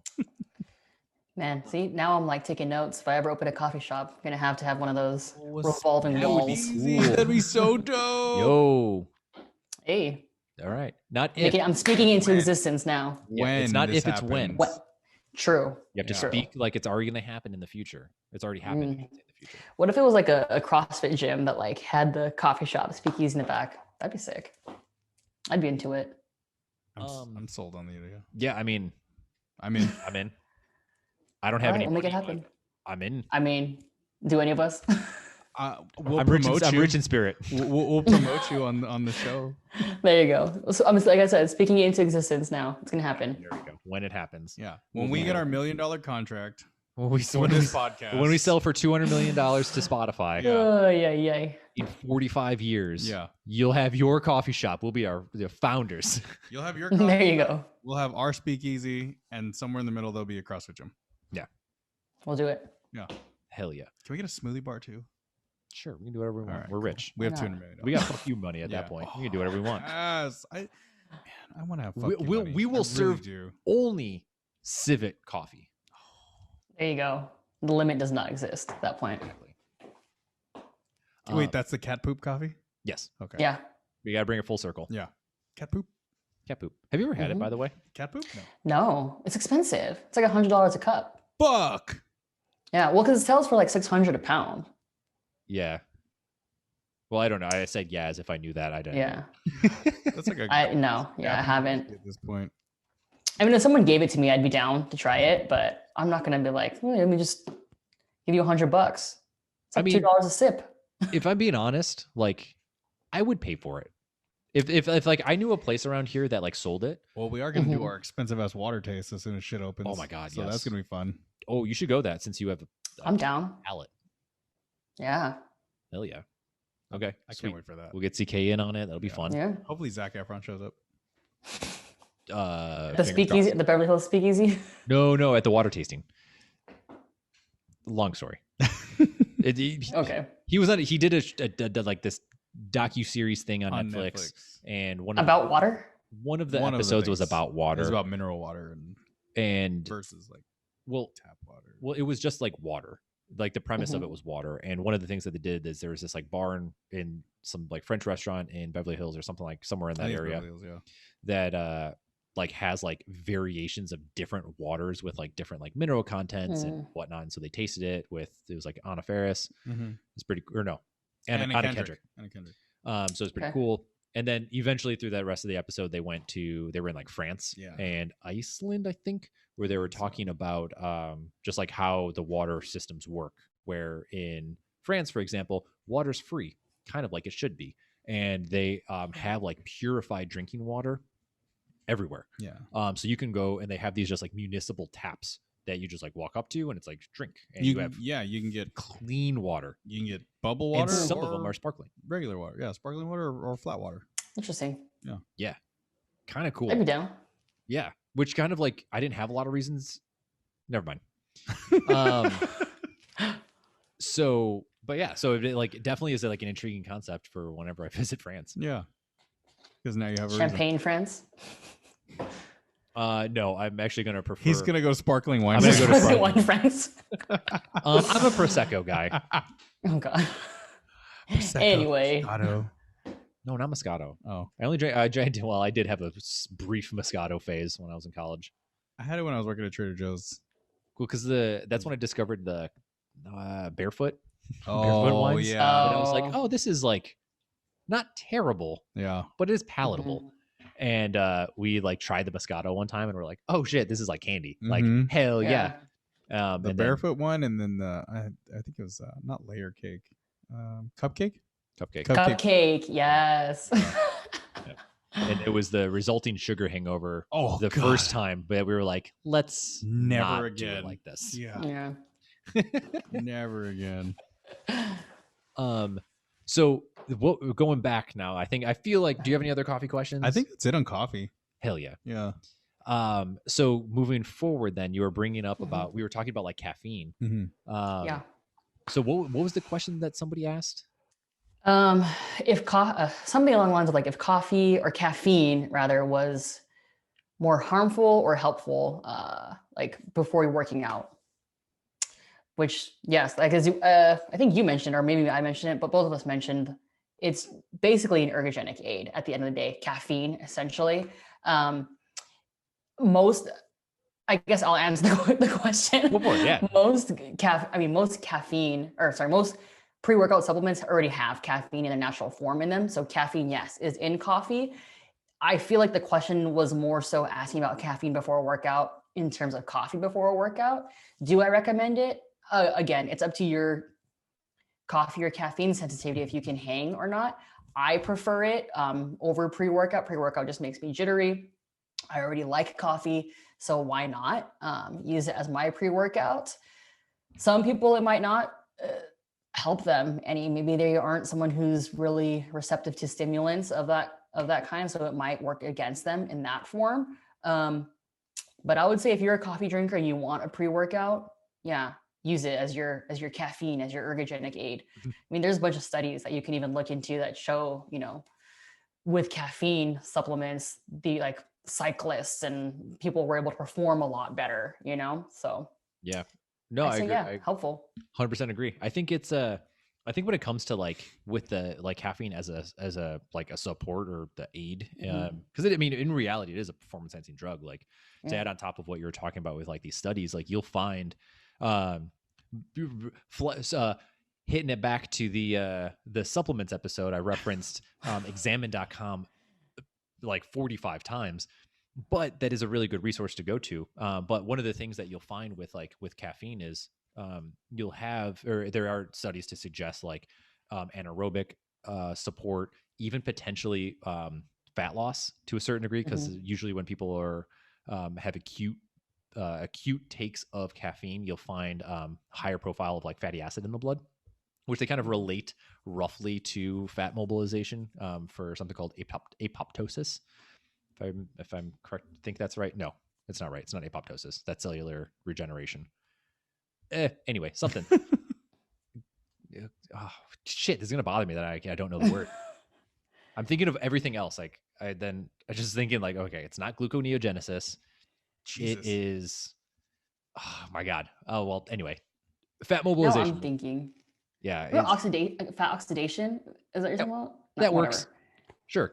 I should know this. I taught anatomy before. Anyway, whatever. I was like a biochem major. I definitely should know this. It's whatever. Anyway, metabolism. I got a C in biology, so I don't know any of this. So, but yeah, you look at like anaerobic endurance, aerobic endurance also increases. You see power output endurance. Generally, you see agility increase as well. Though there's been a slight decrease in accuracy on top of that. So yeah, there's definitely like huge benefits. Cognition, right? You tend to see more so like focus, not necessarily like you're thinking faster or you're better. Like you just have more kind of clarity to a certain degree. And one of though the one thing that I do like note on that is like there is like a steep fall off for a lot of people with that, where when you start becoming tolerant to caffeine, you start losing like the physiological effects in all of those positives that we just noted. And you start to you just become tolerant to it. And what you get in turn is just the wakefulness because of how caffeine affects the adenosine receptors in your body. So you just become more awake. You just stay awake, but you tend to lose the jitteriness and then pretty much any positive effects of that. So it's kind of beneficial not to abuse caffeine. Like, because like honestly, if you really want to think of it, like caffeine is probably the most abused drug in the world. 100%. Like I mean, it's daily dosages. Yeah. I mean, how many people are taking something that has physiological and potentially psychological effects on a daily, daily? Yeah. I mean, alcohol is one of them, but caffeine is way more popular across the world. Regardless of whatever form you're getting it in. And so, but yeah, I think it is like one of those, like you have to also be very mindful of like how you're using it, because if you're taking in a shit ton of, like if you're taking in caffeine consistently for long periods of time, like you lose the benefits. Yeah. So if you are trying to use it as an aid, like use it infrequently. So that way when you do use caffeine, whether, if you're drinking coffee or an energy drink or a pre-workout, you're actually getting the caffeine of benefits, rather than just being jittery for God knows what reason. Would you say caffeine is addictive, or people with addictive personalities get hooked easier on caffeine? I would say, I feel like you could argue both. Yeah. Because someone has an addictive personality, they can get addicted to anything. Like I feel like this is like similar to why people who were addicts in the past like work out so heavily and are so fit, because they have addictive personalities.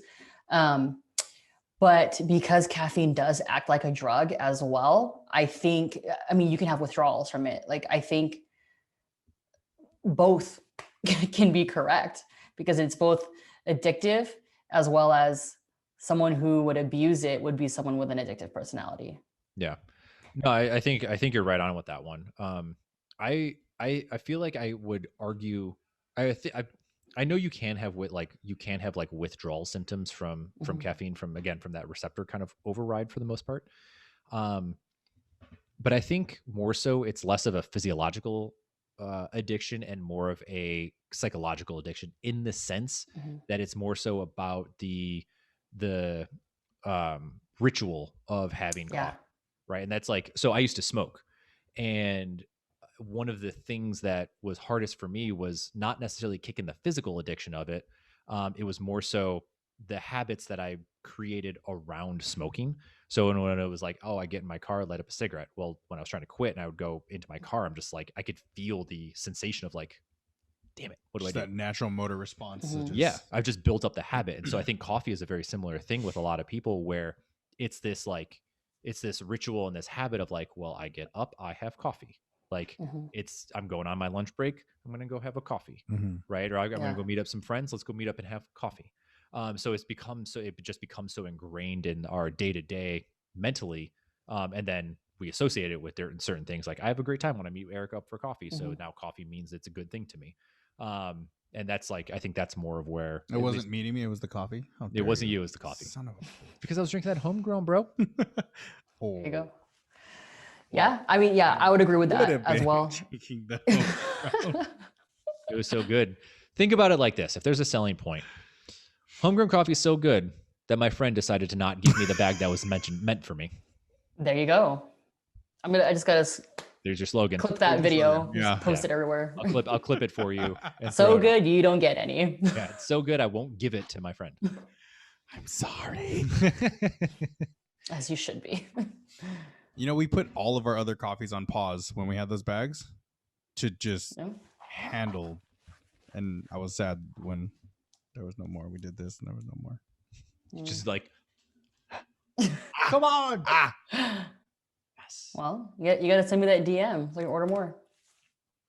Well, I would text you, but for some reason you can't text back. So, you know, I don't know. We've had this issue before for 8 years. You know why, right? No, she hates you. Well, I figured she's just been a 8-year-long joke. Because your mom has me on a block list. No, it's because you don't have an iPhone. That's what it is. I don't have issues with people who don't have. No, because did you have an iPhone when your texts were coming through? Yes. Okay. See. So how does it work? Whatever. There is something with like iMessage that kind of messes with like the texting process. Because like I've like messaged some like an old client of mine or a client of mine like over and over and over and over again, and I was like, and I eventually called him and I was like, "Are you dead? Like, what is going on?" And he's like, "Hey man, what's going on? Like, I haven't heard you forever." And I'm like, "I've been texting you for like months. Like, what's going on?" He's like, I don't always get those messages." That was her. Yeah. That was me. And she'd be like, "You're not responding," and I'm like, "To what?" Yeah. And then she'll like screen cap it and then send it to me on Instagram. It's just like a bunch of and then I'll send her back mine. Like I literally have none of those. Because Apple over here trying to be the superior race. And then she was like, "You're deleting them." And I was like, "Text me right now." Deleting sitting them. right next to each other. Text me right now. Never came through. Yeah. I don't know. I mean, you're not the only one that happens to. It's happened to me with a few other friends too. Did they have iPhone? And like, no, they had Androids. See. And so like at first I'm like, man, like, are we not friends? Like, am I not friends with this person anymore? Like, they just blocked me or what? Because sometimes it'll say not delivered, and I'm like, oh, they blocked me. It's fine. It has something to do with it's largely with like Apple's like texting communication, because I know like it's iMessage is like the main thing that a lot of people use because it doesn't take data or anything like that. Or you can do it through the internet. So what you're saying is Apple is not superior. Yes. Yeah. Okay. Cool. Ignore. Wait, do you have an iPhone? My computer. No, neither of us do. No, I have a Google phone. Oh. We have real Google phones are whatever. Though, moving on. Though I am very tempted to break some US rules and buy a Chinese phone. What are you gonna get? Sony Ericsson? Oh wait, no, that's not Sony. That's Korea. I think Sony's Korea actually. No, I want to get one of the Oppo phones. What the fuck is Oppo? I don't know what that is. It's that underground shit. Oppo makes like really awesome phones. I almost bought by one China. A while ago. I'm pretty sure they're Chinese. So you want to be hacked. You want to be a beacon for hacking and okay. Yeah, cool. Just making sure. Look, man, I'm just like my other fellow comrades. We're all in this together. Oh God. Why do you think I wore red today? That's a wow. That's true. Yeah, it's more of a burgundy than a red. Ron Burgundy. I was gonna say that Ron Burgundy. You're on a delay, so I get to the jokes faster. Oh man. All right. Well, Oh wait, there is one little coffee history reference. actually, I have another one that too. That I wanted to bring up. CK learned to park in reverse while we were on a coffee mission for This is true. coffee game. Park in This is true. like reverse into a spot. Yeah, we had to do Yeah. it by GCC, right? It was GCC, right? The one by GCC. Yeah, Last yeah. parking lot? The It hell was for sure Glendale. I don't know if it was Glendale, near what do you call GCC it? though. Yeah, but she was like, "Hey, you want to come with me on a mission to go get cups?" And I was like, "Yeah, I got shit to do." And then so we were in the parking lot. There's like 6 spots, and it's a tight parking lot. And she's like, "So tight. There's nowhere to park. I gotta go around." And I was like, "There's a spot literally in front, right there. I can't fit I'm there. like, There's nope. no way." I was like, "Oh, we gonna learn today. We gonna." I was like, I gotta back into that one. I was like, ain't gonna happen. "Yeah, Ain't doing it. we Yeah. did And I was that." like, you wanna get in the driver's seat? He's like, nope. I was like, "No, I'm gonna teach you from the passenger seat," and we did it in 2 tries. It's just this. That's it. All you gotta do. Mm-hmm. We Just did it in 2 tries. Whatever. I was so proud of her. I'm Congratulations. good at it now. So you're About welcome. So I actually had one more coffee question because I Okay. kept forgetting this entire time until it just I would remember and then we'd go on to something Okay. else. What are your thoughts on bulletproof coffee? Oh, that's a good. Like the brand, or you're talking about like with the butter? Or Well, I guess not butter, MCT oils. It's a medium chain triglycerides. It's not just butter. It's for the mental acuity. Butter coffee. It's for the brain, because your brain can harness fats for fuel. Yeah, that's right. It passes the blood-brain barrier because they're smaller, That's right. medium, not large. Caffeine. Yeah, and the other part to it is like this. I know with like Bulletproof, their whole thing is that their coffee doesn't have like fungus growing on it. Mhm. I can kind of almost tell by your face what I think you're gonna say. Yeah. But like, have you ever tried their coffee at all? Yeah, I have. So I have tried Bulletproof, like the actual brand, and then I've tried when people make like a Bulletproof coffee when they put like MCT oils in it. So my opinion is the coffee itself, whatever, like, okay, it doesn't have fungus growing on it, then go buy organic somewhere else. And it's going to be the same thing where they're monitoring how the crop is grown. They're monitoring how clean it is. And most coffee, if it's not like most specialty coffee, at least, is going to be made by a farmer and by Q grader who is monitoring these farms to make sure they are clean. The second part, do I like Bulletproof coffee? Do I like my coffee with MCT oils in it? While I understand the physiological principles of it, I don't think it's worth it to purchase. Like I said, you can put butter in it on your own. Does my body use these MCT oils more than it uses the other, good fats that I put in my regular diet? You could argue that it's not anything better. I mean, it's MCT oil at the end of the day is a supplement, and a supplement is a supplement for a reason. It doesn't need to be. You already have these things in your normal diet. You don't need to go the extra mile to supplement them. Goddamn preach, girl. Should we just have her on as a regular? I know if you want to be, All I'm saying. We Third- have third our third co-host. spot. Hey, let me know. I'll be there. Fridays. Another rep C, I guess. Another crep. No, we'll change the name to Rec House. Ooh. REC House. Oh. Ooh, I like that. Yeah, I know. I like it. If we really wanted to, we could do RECK. Ooh. Oh. We could do that. I'm into it. Rec house. Sign me up. Anyway. Another rec podcast. Yeah. Yeah, I actually could. Well, anyway. We'll chat.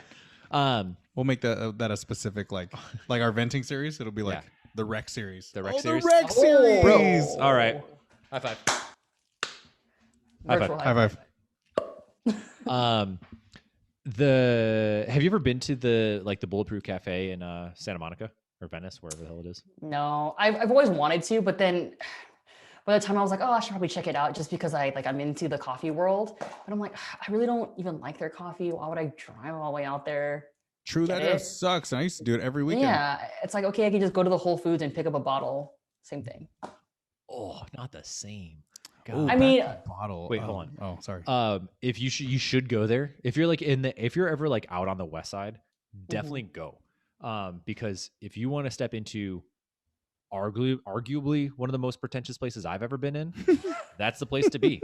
It's was wild. A buddy of mine was in town, and he was like, "Let's like go to the beach." I was like, "All right," and we were like scooting around, and we like drove past it. I was like, "Hey, I've never been here. Let's try it." And I walked in, and it's like exactly what you think a Dave Asprey based place would be. Pretentious. see, and that's what I hate. It sounds weird saying like I hate pretentious coffee shops because I probably sound pretentious to people listening to this. But again, like you need to make good quality things accessible to people because if you don't make it accessible, no one's gonna want to buy it, and then you just sound like a freaking elitist and nobody likes you. So anyway, I digress. I digress. I digress. Oh, but speaking of back to the bottle or exclusivity or not there anymore. Blue bottle coffee is fucking delicious. It is. It's fucking delicious. It's expensive, but it's fucking delicious. I've only Is it a? I feel like those little cans for like they're like $8. Yeah, the cans are expensive. Like You're fuck. paying for the can. You are paying for the can. Yeah. is it like cool can?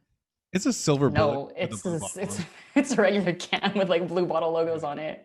But it's like if you can go like I think I got it in San Diego. I think twice. Actually no. Well, I got it in San Diego and I think there's a shop in Costa Mesa. Their coffee is delicious, man. Like it was worth the $7 for the cup. Like actual cup of coffee. Yeah. I mean they have them in like Venice and stuff too. But again, if you want just the can, hit up your local Whole Foods. Yeah, you go to Whole Foods. You can hit up Target probably even. I only shop at Erewhon where I can Oh God. Where you have to valet your car. can't you tell I have a man bun? And Gelson's. I have a man bun and a nose ring. I Oh, shop I mean, at Erewhon. in your defense, I like Erewhon. Their turmeric dressing is quality. It's pretty bomb. The food their place is pretty awesome. But it's super expensive. Super expensive. They give you free collagen water on your way out though. What? That's true.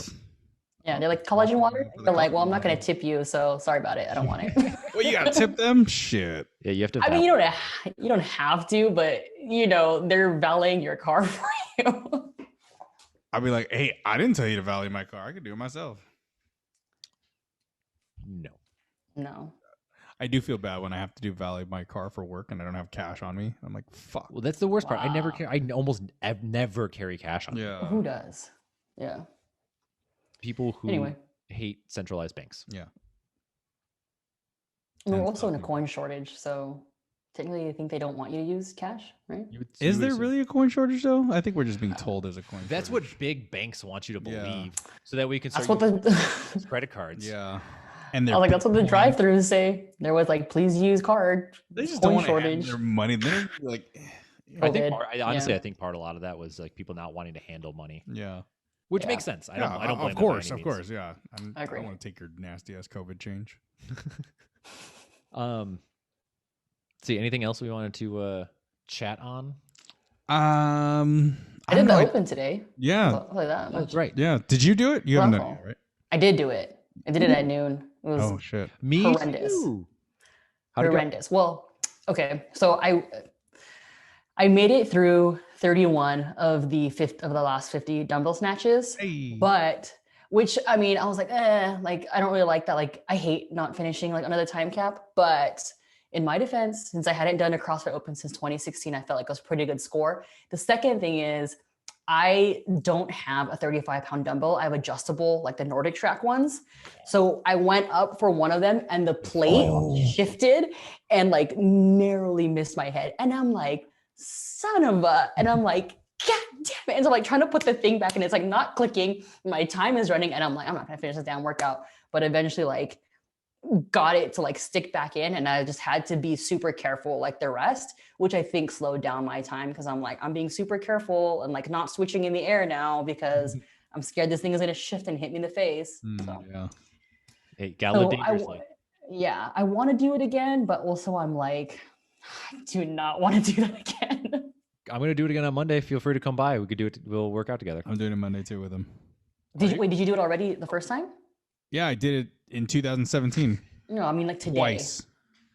And in 2015, apparently, I've been told it was 15.5 as well. I don't believe. Was it?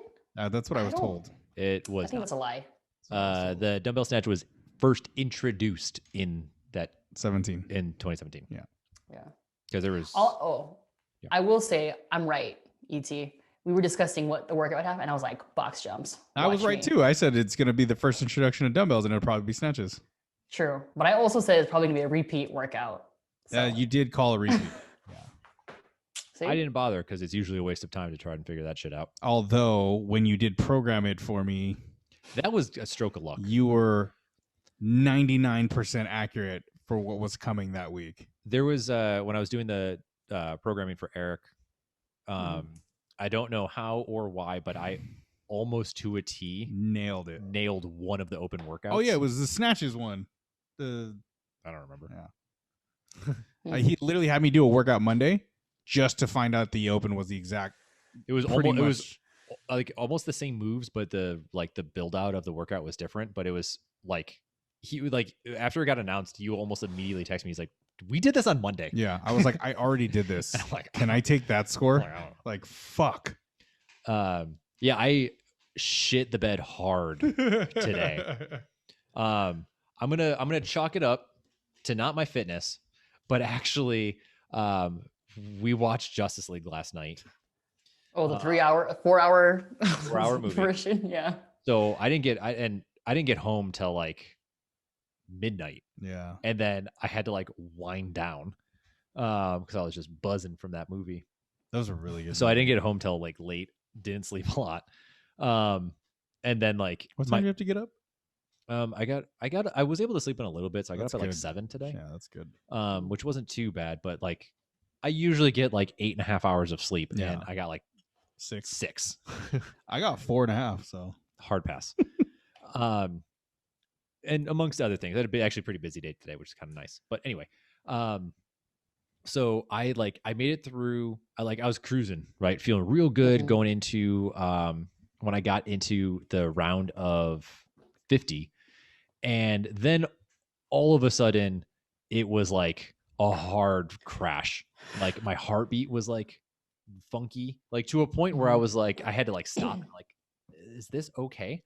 And I was getting like super lightheaded and like, which is weird because I wasn't even breathing hard. Like I wasn't like that exhausted. Like I was maintaining composure, maintaining my breathing.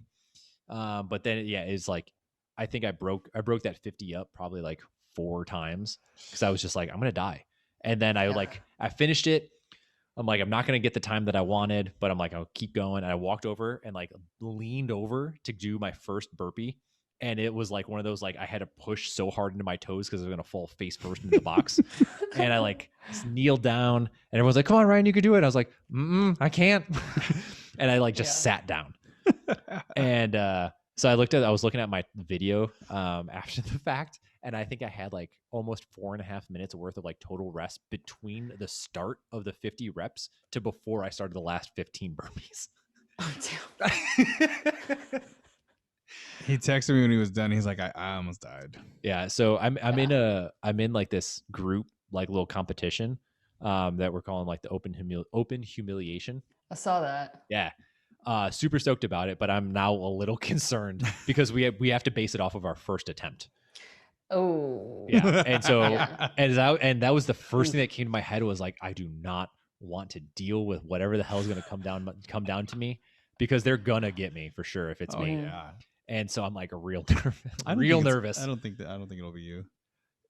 I don't know. I think it'll be the dude that finished last week. Come on, man. I think he's gonna go over 3. He might. I think he's gonna go over 3. I think if he does on the third one, we might just take a gimme and not No, yeah, we can't. We're not gonna. We can't make him. Oh my god! Yes, you can. When you sign up for it's like signing up for the open. You got to do all 3 workouts. I mean, It's yeah, like you gotta, signing up for your group. You got to suffer the consequences for all 3. all 3 times. That's not fun for anybody else. It's fun for everybody watching. I want to see Patrick do something stupid, But Patrick's got to lose to do it. If he doesn't lose, and I want him to lose because of that. Like, you know, in the long run, I want him to be, you know, win and be successful. But Yes. like, You want him to lose one. I want him to workout so lose. you can make him do something. I want him to lose, and I want to win because I want to embarrass the shit out of him. Oh my god. Like, and you saying this, knowing that he hears this, is only going to make him push harder to not lose. that's fine. That's true. I mean, that's fine. Good motivation. Like, obviously, I want him to do well. Like, I want everybody to like win in reality, but like at the same time, You wouldn't it mind would if be he tripped, it would be the most screwed up his workout, and Look, you won. out of the group of people that are in that. Like, of everybody, who would you like to see something do stupid and embarrassing more? Jacob. Jacob's existence is almost always embarrassing. He's so That's fucking messed goofy. up, man. He's a nice guy.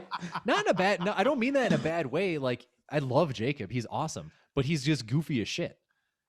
So like, he kind of already does like weird stuff, and you're just like, that's Jacob. Yeah. So it's not like as uncommon, but like Patrick's got like an air of confidence to him. Mm-hmm. And so it's more fun to watch somebody who like sits on a high horse. Yeah. Not, and again, I'm not saying this in a bad or malicious way, but like his public persona is not that. Yeah. And so it's so far from what he normally would be or be seen as, makes it like that much more fun to watch. You just want Patrick to suffer. I mean, a little bit. Yeah, it's kind of fun. Under your thumb, you want him to Definitely under my thumb. If I could have it my way, 100%, because I know what I want him to do. What would yeah, that's right. It's decided by the winner, right? Yeah. So the winner decides the punishment. What was last week's? It was A poem, right? No. It was supposed to be well, we threw out options, but we left it open to like anybody can pick whatever humiliating thing they want. And so we were trying to get, I forget what we were trying to get him to do. I can't remember. But he ended up doing like, had to make like a really high crop top. Oh. So it was and Jacob won. So Jacob's a really nice guy. So he was like, I don't know, work out in a crop top or something. And we're like, that's the best you got. and I messaged in that group. I was like, Jacob, you better hope you don't lose, because you are not going to get that niceness from Yeah. me. I think Jacob will do well in this one again. We'll see. I feel like, yeah. Based off of what he said, maybe not. Oh shit. Did he not do Who well? has the best engine on the team? I feel like this one, like, yeah, it's like strength, but Well, it's either because it's the burpees that get you. Like the dumbbell snatches are not the hard part, I feel like. I think it a little bit depends. Yeah, I told, because they asked the coach asked the class, because apparently I was the only one who did it before. And they're like, Ryan, you got any tips? And I was like, don't sprint those burpees, because that's actually where the workout is. Yeah. Unless you've never done a dumbbell snatch before, then good luck. That's where the workout is. But yeah, Yeah. it's definitely the burpee. I agree. Yeah. Watching 3 athletes do it this morning. I mean, even scale. Oh, real quick. She's my, I'll say she's my Miori? friend. She's probably gonna, yes. How did you know? How did you know I was gonna say that? That was in my class. Yeah. Shout out to Miori. Yeah. I saw her post about CrossFit this morning, and I was like, hey, it's like my buddy coached that class. And she's like, yeah, he's a nice guy. Anyway. He's an all right guy. He's all right. And he ain't bad to look at. What was I gonna say? Oh yeah, so I was like, burpees are where it's at. I'm like, Yeah. I'm like, you can only go so, like, realistically, you can only go so fast on the snatches to like maintain pace. Yeah. I'm like, and then go slower than you think you need to on these burpees, because they'll catch up. To you. I told my athletes this morning, look, after you get out of 10, don't go above 10. Like, hit that 10, give yourself a rest, then hit another 10. And they did just that, and they all finished. Yeah. Like, they all finished with at least 3 minutes left in the cap. Damn. Yeah. That's awesome. That's pretty good. I feel like the trick with these two is to do like lateral like jump overs. So if you're not good at that, You're gonna trip and eat shit if you're not good. Yeah. at Lateral jump over. jump overs on the box. You can't. yeah. It has Oh, to you be- can't? Yeah, it has to be facing. Oh, Oh, well, I did mine facing anyway. So Yeah, you're supposed Interesting. to. I didn't even read that. Fuck. Yeah, you're supposed to draw or like tape down a line down the middle of the I box. hate these damn lines that they make us draw. Like, And so so- these lines It's a standard. It makes sense. makes sense, but I'm like, whatever. Next year, it's gonna Anyway. be the line has to go the other way. Okay. But you're supposed to draw a line, like have a line down the middle of the box, and so when you do your burpee, it's your hand right side, left side type of thing. It's to keep people straight Got it. on the Makes burpee, sense. so that way people aren't doing lateral stuff. Got it. We've all Yeah. seen those bar facing burpees that are questionably bar facing. Oh, the bar plate facing burpees. Yeah, you're kind of adjacent. So facing adjacent. Yeah, it works. I hate bar facing burpees. works. So anyway, I get to do it again on Monday. So if you want to come by and do it, apparently Eric's doing it with I'm me. coming. I'll be there. Come on by. What time are we doing it? Whenever. All right, Sometime in the afternoon, ideally. sounds good. I'm in. I ain't gonna do that again. I guarantee you that. I tell you. I was what. debating if I should do I'll tell you scaled what. or RX. Wait, you said what? You're I gonna do was it scaled or debating if I should RX? do it scaled or RX I mean, if you can do it RX, why would you do it scaled? because scaled is easier. Interesting. Yeah. Do you? I mean, what's your goal? To Do you want to beat your old time? Your goal is to finish? Yeah, my goal is to finish. Then you go Then you, equipmentless. I like it. yeah, exactly. I was like, you do, 65 and over women. Oh, yeah, fuck like yeah, I'm in the then. super scaled version. I'm in. It's just dumbbell snatches and burpees. Is that what it is? Oh wait, Oh, no. oh. Might be step ups It's or step overs. no, because it's equipmentless. It's Oh, the equipment was, I don't know what the equipment list one is. oh shit, I just looked at it this morning. I mean, I'm sure it's a burpee. That makes sense. Yeah. And then whatever the I forgot what the variation. Because what are you gonna do if you don't have a snatch or if you don't it's a have barbell. It's a PV. It's like a broomstick or a PVC pipe. Yeah, that's right. Oh, You do squat snatches Mm-hmm. okay, with that makes sense. a stick of some sort. Wait, that's equipmentless? I think so. Hmm. I guess it's not like a dumbbell or like a regular piece of gym equipment. I guess that's fair. Yeah, I think I think I watched it. I mean, I could 100% be wrong. I have no idea. I'm legitimately speaking out of my beehole right now. I don't know. I'll tell you right now. But did you sign up for the Open? Nah. No, you had to pay for it, right? Yeah. Or is it free this year? Yeah, no, Nah, ain't nothing. you ain't gonna pay for that thing. Why do you gotta pay for that? You gotta support Well, CrossFit. well, no one's gonna score me anyway. I was like, what am I gonna do? Ask someone to zoom in and score me. Sure. I guess. There you go. Well, you have too late to- now. I'll do it. Too late now. Hang squat snatches was equipment free Yeah, with like a dowel of some with sort. 15 burpee broad jumps. Ooh, Oh, that's that sounds worse. That's way worse. that's so much harder. Yeah. Yeah. Also, how are they gonna tell how broad your broad jump is? I'd be like, this is how far. This is as broad as it goes. I wonder what the standard what's the standard on that? tape. Well, I mean maybe, but yeah. Well, the other thing too. I mean, they would have to standardize it in some capacity if they're going to be. You doing can cheat. You Yeah, can be like, this is as far as I jump. Yeah, because you remember when what gym was it? Was it like, I think it was an OPEX gym many moons ago that they used like a shit ton of the little tiny metal plates. Oh. So that way they didn't have to jump as high to go over the yes. bar. And CrossFit was like, "Fuck you!" Yeah, they're like, nope, that's like, not no. allowed. and they just straight up DQ'd them. Yeah. Isn't that the same year that they used the Schwinn too for the bike for the calories? I don't know Because I remember remember the that. following year they were like, you you have to. must use this specific. Yeah, Yeah. you have to use the concept too. Oh man, CrossFit used to be awesome. You had people like what's his name? It used to be fun. Trevor Buckmeyer Um, or whatever, the dude who got caught looping his oh, his workout video. I To win. remember this. Yep. Something like that. hey man, that took ingenuity. He did it poorly. Well, I didn't say he was good at ingenuity. I just said it took ingenuity. What an insane concept. And I remember listening to him on a podcast talk about it, and like he was trying to make it out like he was a victim in this, and the dude that was interviewing was like, no, like you just cheated Mhm. and you're trying to Yeah. make a weird excuse for cheating because you didn't have enough time to do your thing, like do the Oh, workout. Like, man. fuck you. Yeah. Oh, that was the double unders and was it snatches? Power snatches? Double unders, power snatches? Oh, that was 13.1, wasn't it? And 19.1. Oh, This- did this they was- repeat it then? This was a couple years ago, so it wasn't 13 or 19. 18? It was like Somewhere in the middle.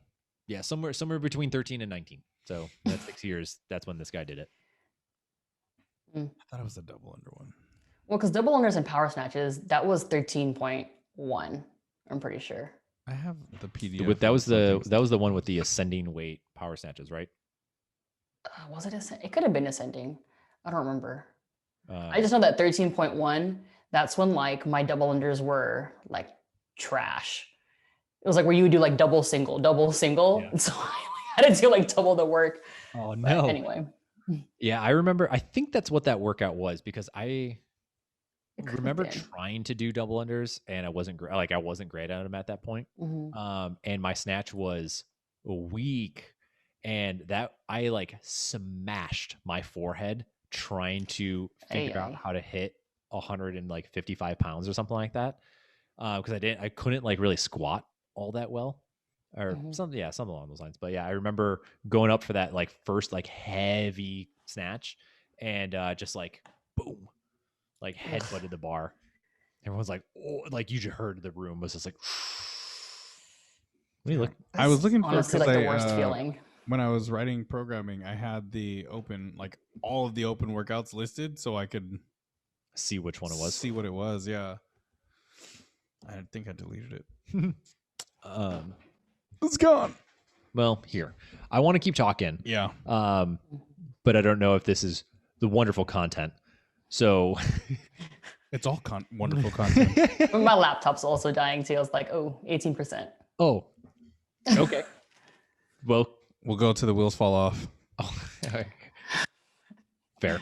Well, more so, I was gonna say like this is kind of perfect timing that we probably should end it. Probably, yeah. So then that way I can tell you some more stories that I don't want to share on this to the public. So we'll wrap it up a little bit. Okay. So CK, Yes. one, thank you for being on this. Yeah. For being on Thanks for our inviting me. show. Yeah. Hopefully we can have a rec house series going on where Hell you yeah. can, Oh. you can join us for some fitness talks. Hell yeah. Heck yeah. I'm down. But when it comes to homegrown, where can people find you? How can people order? Tell us. Yeah, best bet, Instagram, Homegrown Coffee Co. All one word, or homegrowncoffeeco.com. But yeah, shoot me a DM or comment on a post. That's the best way to find me Slide in on them Homegrown. DMs. Yeah. There you go. She's single. Okay. This is a business pitch, Oh, bro. right. Sorry. My This is bad. a business. Not her personal. Not her personal demands. Yeah. Awesome. Slide in those too. And then, is there anything that people should be kind of expecting coming up from Homegrown? Anything else you want to like pitch about the business? and whatnot? Yes. So if you do want to get Homegrown for free in person, I am going to be a prize sponsor, or prize vendor, I guess, prize sponsor, yeah, for the upcoming Bows and Barbells fitness competition in May. So if you're top 3 in any of their divisions, you may or may not get a beanie, a coaster, or a bag of coffee. Hey, some Hey. homegrown swag. There we Yeah. go. I know I saw those beanies were out of stock when I looked on the website earlier. Yeah, those were out of Exclusive. stock. Exclusive, yeah. So there you go. If you do need a beanie, there's few left, and they'll be giving us prizes to a Hey. lucky winner. All right. So reach out on Instagram, Homegrown Coffee Mhm. Co. You can find her find them, I guess, the company at hopefully as things start to open up, you'll be able to see you at some more like spots around kind of the greater Los Angeles area. Checking out Bells and Bows and barbells. Bows and Barbells. Bows and Barbells competition. Mhm. And Where's that being held this year? If it's being held this year. I think it's going to be at Shield. Okay. I mean, it's going to be somewhere out that way. I saw on their post today that they have a few spots that opened up. So if you're looking to get into the competition mode, sign up. it sounds like it's a female competition. Is that correct? It's all ladies. It is. Dang it. Yeah, you can't. I mean, you can ask. Just guest spot. Just 2 Yeah. dudes. Yeah. Sounds great. Your 2 dads. Well, yeah. Well, California's accommodating. They might be. It might be. Yeah, Yeah. we'll figure it out. Hopefully, see us there. A weird. I mean, you can volunteer as a judge. There you go. True. Yeah, but I can't win coffee. Yeah. It's also true. Also true. I mean, I'll probably send you some because you're a homie over here, neglected. Yeah, she'll send it to you. Homie like, is a loose directly. word at this moment. So we'll all right, see. awesome. And then Eric, where can people find us? You guys can find us on our Instagram at another_rep_podcast, and you can email us at anotherreppodcast@gmail.com. No slip ups. He did it. Finally, I broke the curse. He broke the curse. And you can listen to us wherever you listen to podcasts. That's right. And if you're listening on iTunes, please rate, review, subscribe as always, because that's well intentioned. Sure, we'll go with that. Yeah, appreciate it. Appreciate it. Yeah. That's the word I want. Appreciate Same it. thing on Podbean too. I'm yelling You guys at- I'm can, yell- subscribe to us. I'm yelling at you about words.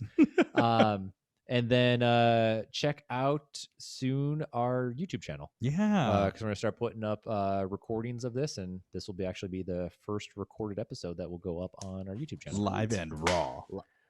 Well, not live. Raw. Oh, Raw.